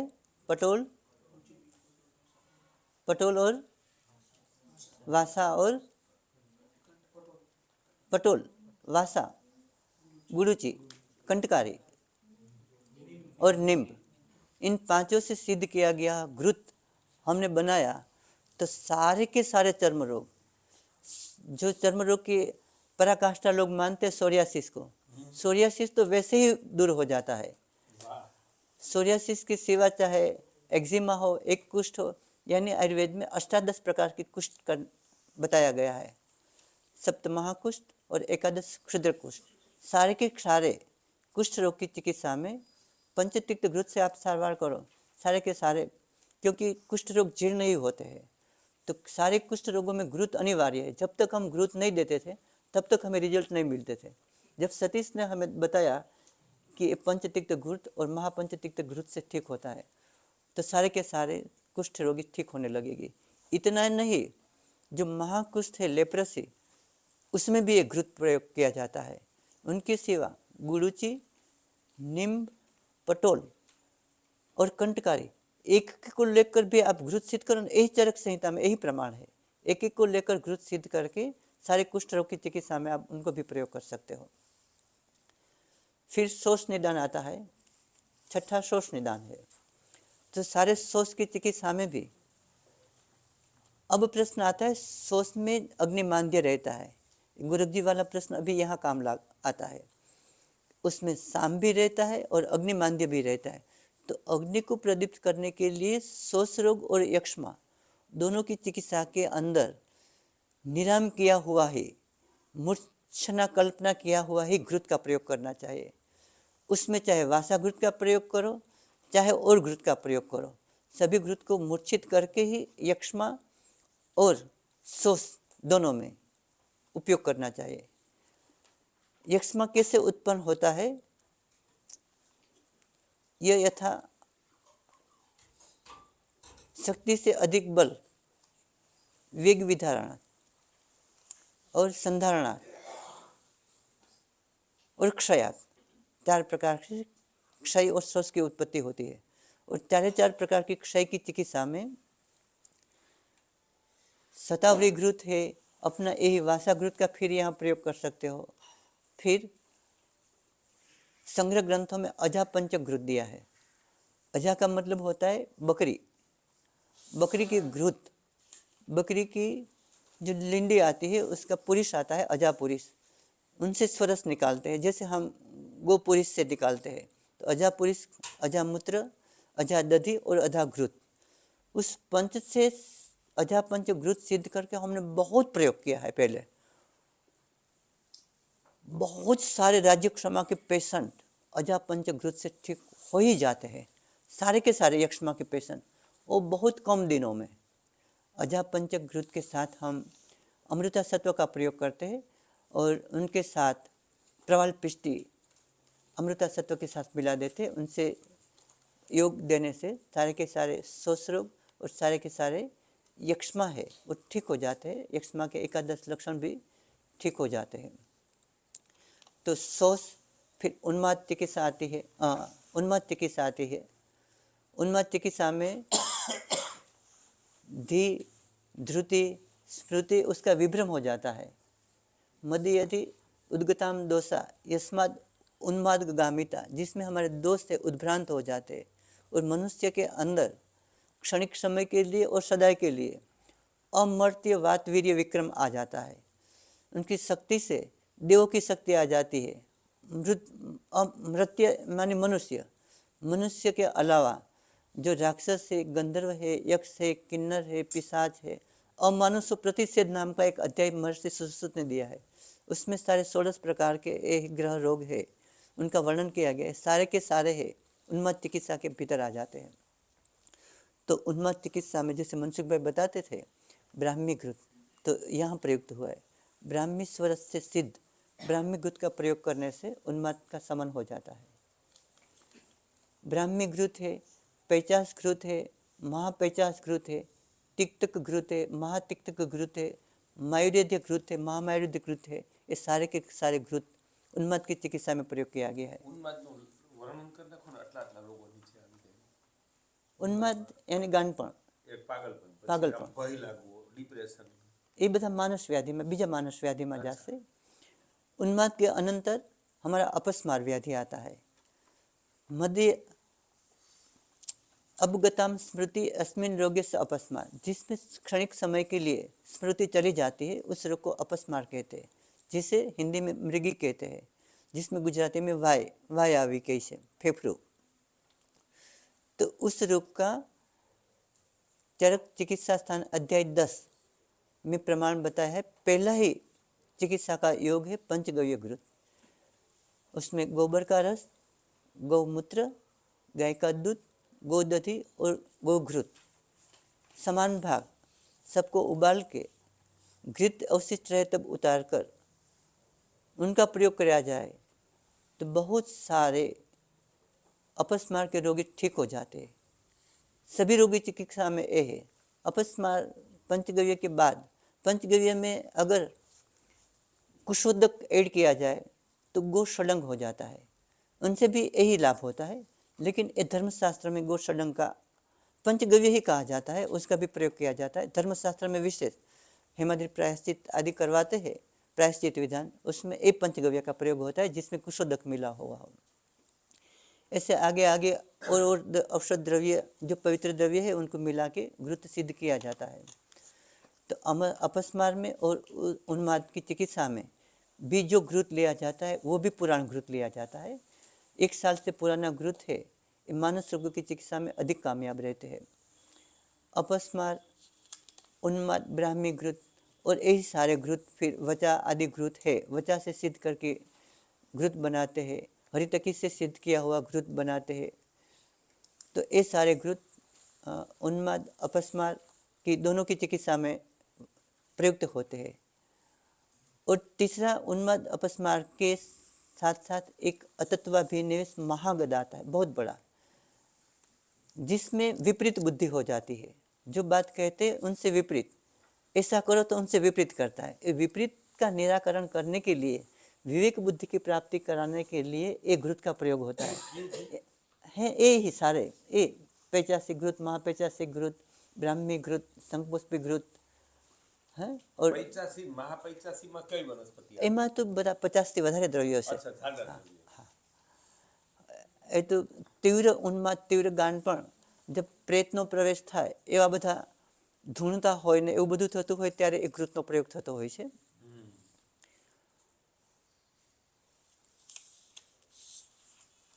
तो આવી રીતે ऐसे हमारी घृत कल्पना और व्याधि में भी आगे आगे चलती है। तो इसी प्रकार से बहुत सारे व्याधियों का शमन किया जाता है।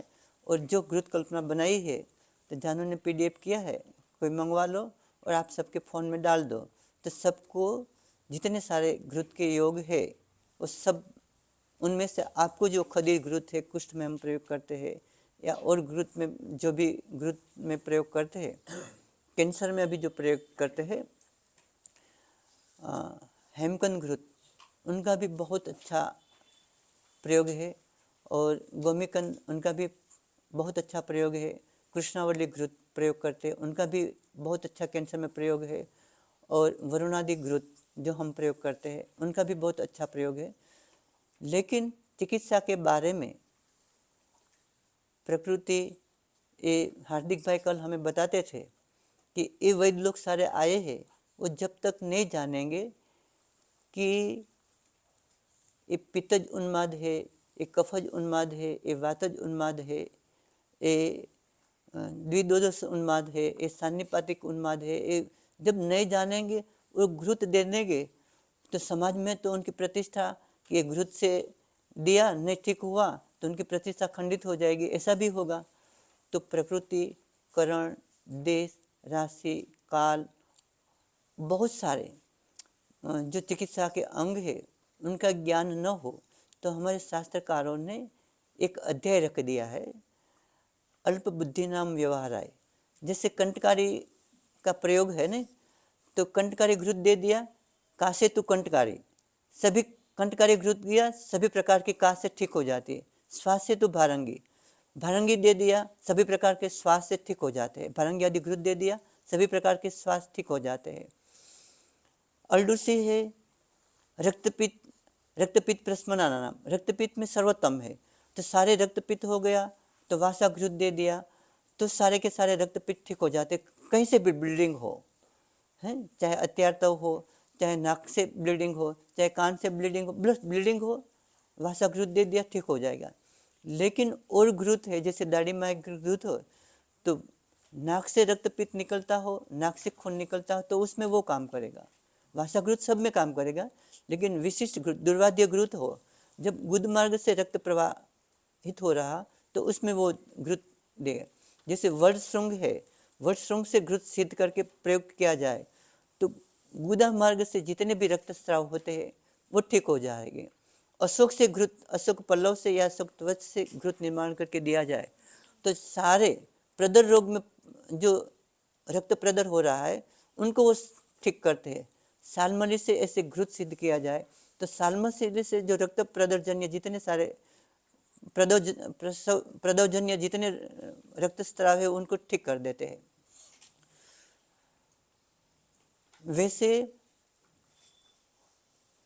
हमने एक अल्सरेटिव कोलाइटिस के लिए बनाया है और सभी अल्सरेटिव कोलाइटिस में प्रयोग किया जाता है श्रृंग्यादि घृत। उसमें वर्ट श्रृंग, उसमें उदुम्बर श्रृंग, उसमें अश्वस्थ श्रृंग, 3 वनस्पति के श्रृंग, श्रृंग यानी बर्ड्स, उनका अग्रभाग, तीनों को ग्रहण करके पहले जैसे ये हमारे से ठीक नहीं होता था सोरियासिस, वैसे अल्सरेटिव कोलाइटिस भी ठीक नहीं होता था। जब से हमारे पास ये आया ने श्रृंग्यादि घृत, तब से सारे के सारे अल्सरेटिव दुनिया के चाहे कैसे, चाहे पूरा आंत भी उसमें स्कारिंग क्यों ना हो गया, कई सालों से भी ब्लीडिंग क्यों ना होता हो, लेकिन श्रृंग्यादि घृत से ठीक होता ही होता है।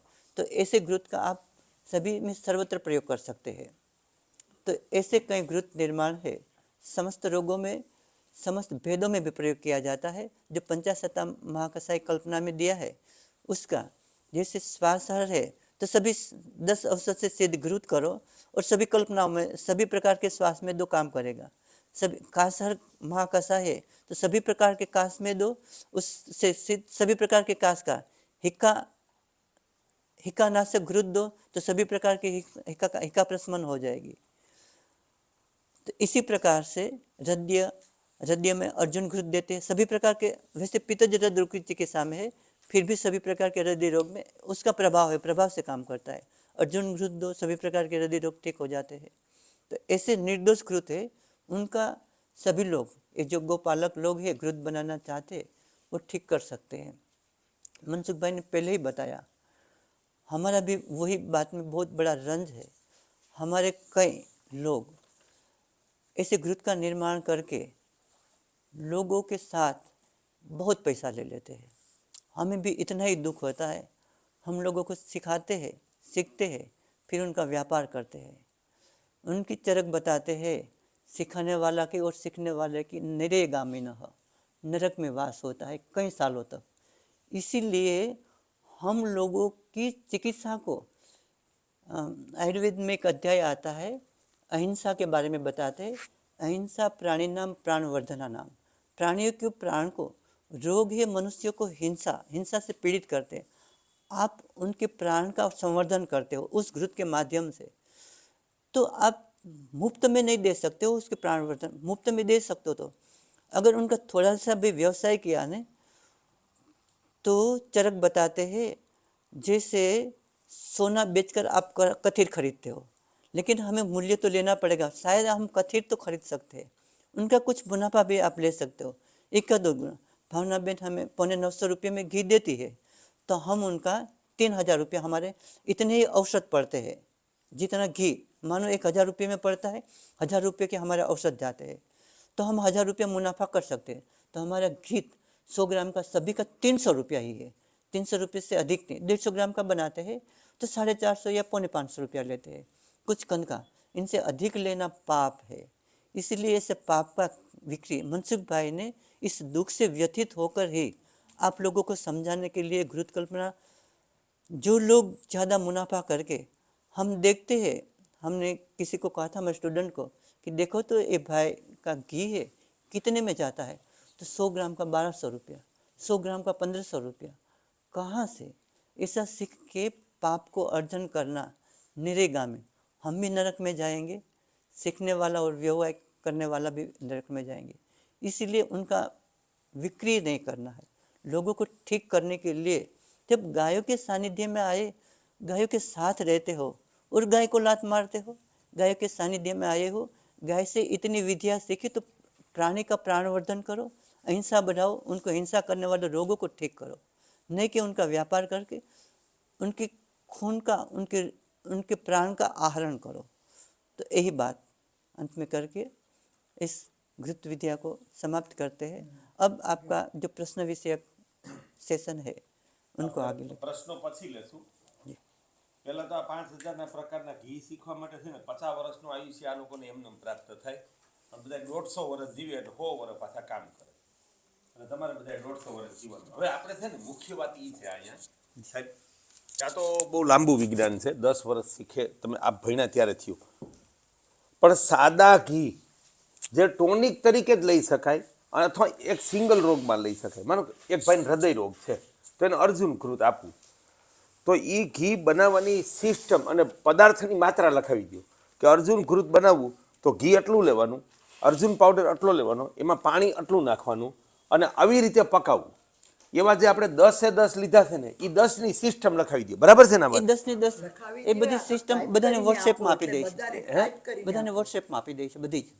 नहीं मात्रा मात्रा આ બધાને વોટ્સએપ पर छताई मोटे कही दो. आपने जब शुरू કર્યું ને, जब हमने प्रारंभ किया ने, तभी वो बता दिया था कि कल एक भाग कल का तो चतुर्गुणी कृति घृतम, कल्क से 4 भाग घृत, घृत से नहीं એટલે કલ્ક પેલા કલ્કની વ્યાખ્યા કરો. એ બધી આપી, એ સમજાયું શરૂઆતમાં. હા નહીં, માનો આપણે અર્જુન ઘી બનાવવું છે તો પાવડર કેટલો લેવાનો?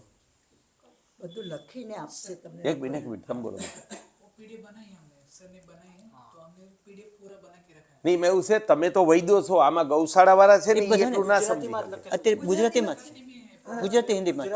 ને અર્જુન બસ છતાંય મોઢે એક કહી દો ને, અર્જુન ઘી 1 કિલો લીધું. सर्वत्र ये सामान्य नियम है कि अगर हमने 1 किलो कल्क लिया अर्जुन का, चाहे शुष्क द्रव्य हो, जब आर्द्र का बनाना है तो द्विगुण तद्विगुणम, उनसे 4 भाग घृत लिया, घृत से 4 भाग अधिक 4 भाग द्रव्य लिया, चाहे अर्जुन का स्वरस हो, चाहे अर्जुन का क्वाथ हो, चाहे अर्जुन का शीत हो, चाहे अर्जुन का फांट हो, वो उनसे 4 भाग.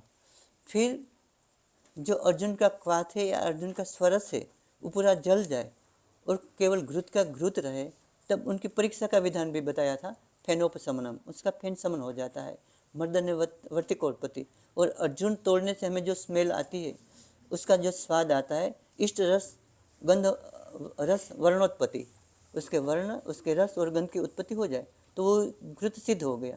सभी घृतों में ही सामान्य विधि है. એટલે માનો કે 1 કિલો આપણે અર્જુન ઘી બનાવવું તો પહેલેથી કયો અમને हाँ, કે ભાઈ પેલો પાવડર કેટલો લેવાનો? 250 ગ્રામ પાવડર, હા 1 કિલો ઘી અને 4 કિલો અર્જુન સ્વરસ અથવા અર્જુન ક્વાથ. એટલે અર્જુનનું ઓલો ખાલી પાણી લેવું કે ઉકાળો કરી લેવાનો પાછો? એનો સ્વરસ પણ વાપરી શકાય, એનો ક્વાથ પણ વાપરી શકાય. કવાથ બનાવવો કઈ રીતે? માનો તમને સમજાઈ ગયું, તમે બનાવી શકશો અર્જુન ઘી ભાઈ? किसी को समझ न पड़ा हो तो ऊंची अंगुली करो. હાલો तो हम- તમે હવે આ સાંભળી અને અર્જુન ઘી બનાવી શકે ને ગૌશાળા વાળા હાથ હથેર કરો, अगर कोई ના न સમજાણું એ હાથ હથેર કરો. अगर कोई न समझे હે जी, હા જો એટલે એવું થાય, આ બધા ગૌશાળા વાળા ન સમજાય તો વૈદ્યો ને સમજાય બધું.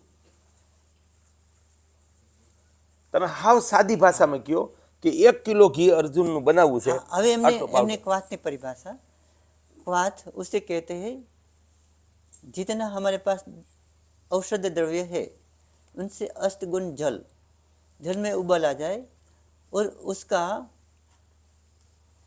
कभी आधा कैसा द्रव्य है उनके पर आधा रहता है, कभी आधा, कभी चतुर्गुण, कभी अष्टमांश, कभी 16 इतना अवशिष्ट रख के उनको छान लिया जाए, फिर वो क्वाथ बन गया.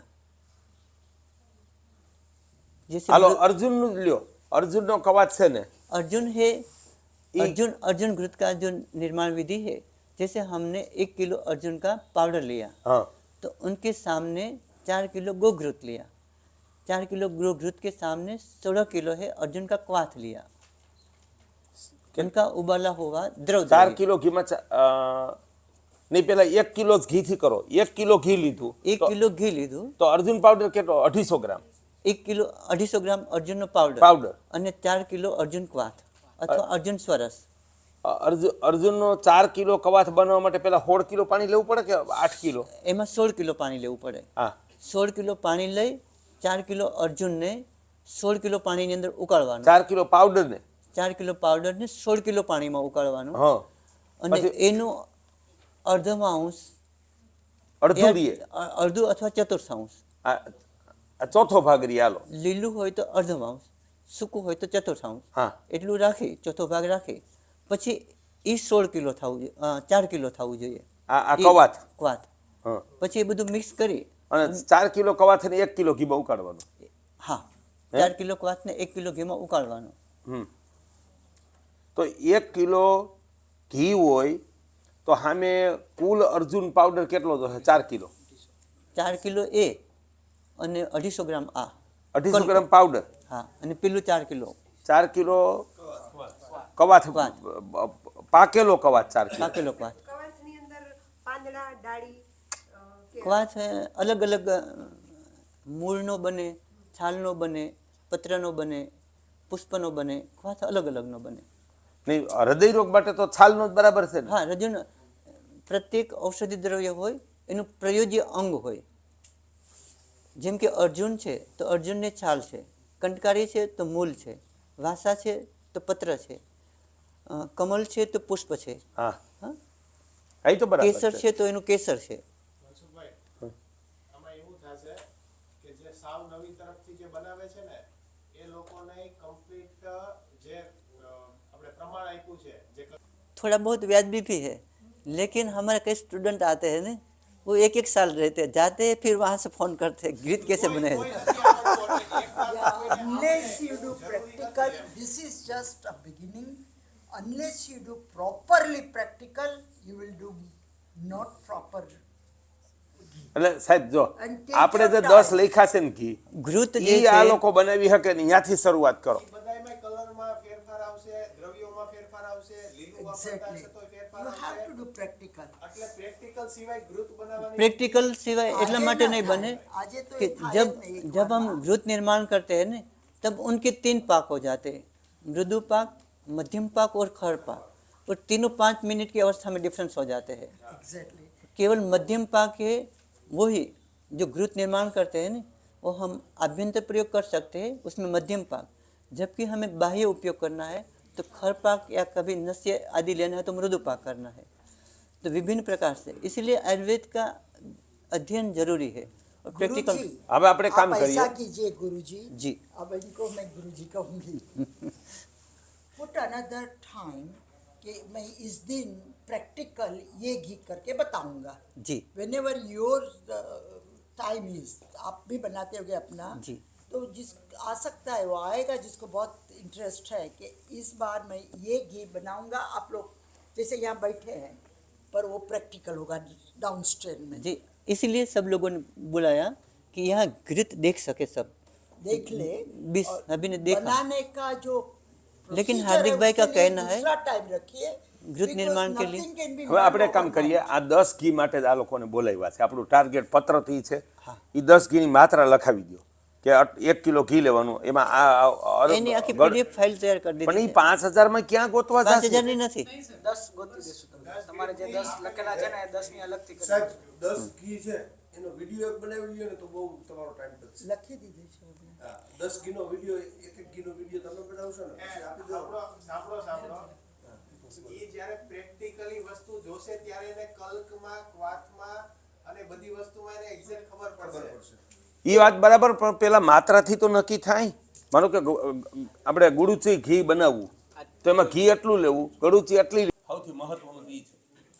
बहुत अच्छा क्वेश्चन जो बाकी रह गया था, कई बाकी छूट जाती है ना, आप क्वेश्चन करते हो तो आ जाती है. भावना बेन का प्रश्न है कि घृत निर्माण करके कब तक उपयोग किया जाए. जब ज्ञानेंद्रियों से विषय चलता है, शिरशूल है, कर्ण रोग है, हम बिलवादी घृत बनाते हैं कर्ण रोग में और बनाते हैं वसंत ऋतु में. जब फाल्गुन मास आएगा ना, बिलवा में 9 पल्लव आएंगे, दाढ़ी में 9 पल्लव आएंगे. मनसुख भाई ये जो चैत्र मास से प्रारंभ होने वाली नई ऋतु है ना, हमारा नया वर्ष उससे शुरू होता है, उसके बारे में बहुत काफ़ी जानते हैं. तो उसमें 9 पल्लव उत्पन्न होते हैं. तो बेल के पत्ते और दाड़िम के पत्ते जब 9 पल्लव आ जाते हैं, उनसे हम बिलवादी नए घृत से बनाते, बिलवादी घृत तैयार करते, फिर कर्ण रोग में देते हैं तो उनसे सभी लोग सुनने लगते हैं. लेकिन कुछ समय के बाद बिल्व पर तो परिपक्व हो जाते हैं, जबकि अभी बिल्व घृत का निर्माण हम करते हैं. हमने हमारी दाढ़ी है लगाई है, देसी दाड़म के पत्ते ले जाते, बिल के पत्ते ले जाते। चैत्र मास के अलावा अभी इस पौष मास में हम बनाते, तो पौष मास का बिलवादी घृत वो रिजल्ट नहीं देगा जो चैत्र मास में देता है। એટલે બધા લખો તાજા પાન ફૂટે ને વનસ્પતિને ત્યારે એનું બને, બરાબર ને આ વાત? તાજા પાન અર્જુનમાં જ્યારે પાન આવે ત્યારે हाँ, लेकिन कुछ पल्लव से बनता है, कुछ पत्र से बनता है।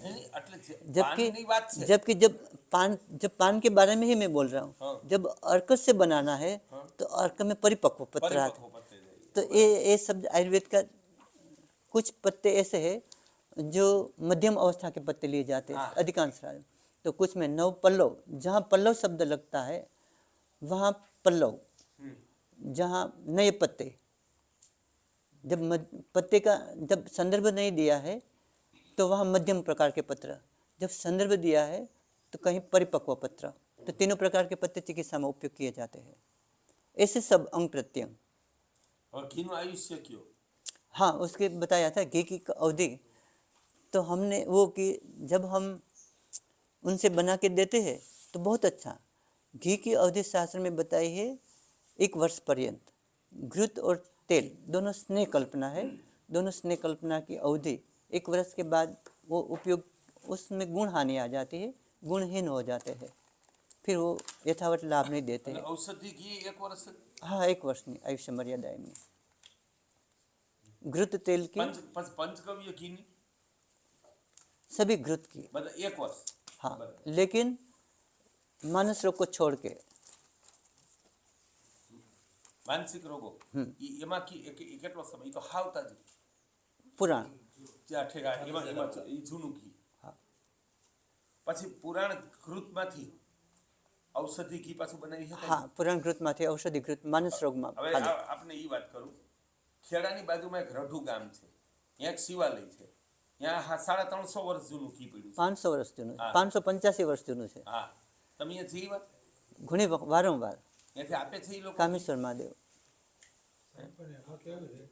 હવે ઈ વિચારતા થયા છે, અમે અહીંયા ગયા હતા ને, પુનિતભાઈ મોકલા, એમાં કેવું છે એ અમારે બાજુ જાય પણ એમાં જે और इतनी टैलेंट थी कि फर्स्ट ईयर में यहाँ आई थी ना, तो उसी समय उसने घृत का 100 किलो का संग्रह चालू कर दिया और हर साल इतना करती जाती थी। तो हर वर्ष के लिए 10 साल के बाद उनको मानस रोग में प्रयोग करेगी। એટલે તો પુરાણ અક્ષય- ઘી વધારે વાપરવાનું ક્યારથી શરૂ કરવું? 5 વર્ષ પછી 10 વર્ષ? 10 वर्ष पछी। 10 વર્ષ પહેલા ઓછું કામ કરે ને, 10 થી જ પુરાણ ગણે। हाँ, 10 थी पुराण घृत। ઈ બહુ મહત્વ। મેં 50 કિલો ઘી મૂકી દીધું 2022 માં। પેલા 4 કિલો હતું ઈ દઈ દીધું વૈદ્યોને બધાને। યોગ્ય કઈ રીતનું શું ને કેમ અને આ થયું હોય તો એના માટે શું? घृत विषय पूछो ना, ગૌમૂત્ર અર્ક। घृत विषय पूछो ना, एम कहूँ। અચ્છા ભાઈ આંખ માટેનું મેં પૂછ્યું हाँ, मनसुख भाई जवाब आपी दीधो ने, जीवंती घृत, સેવન જીવન जीवंती। આંખ માટે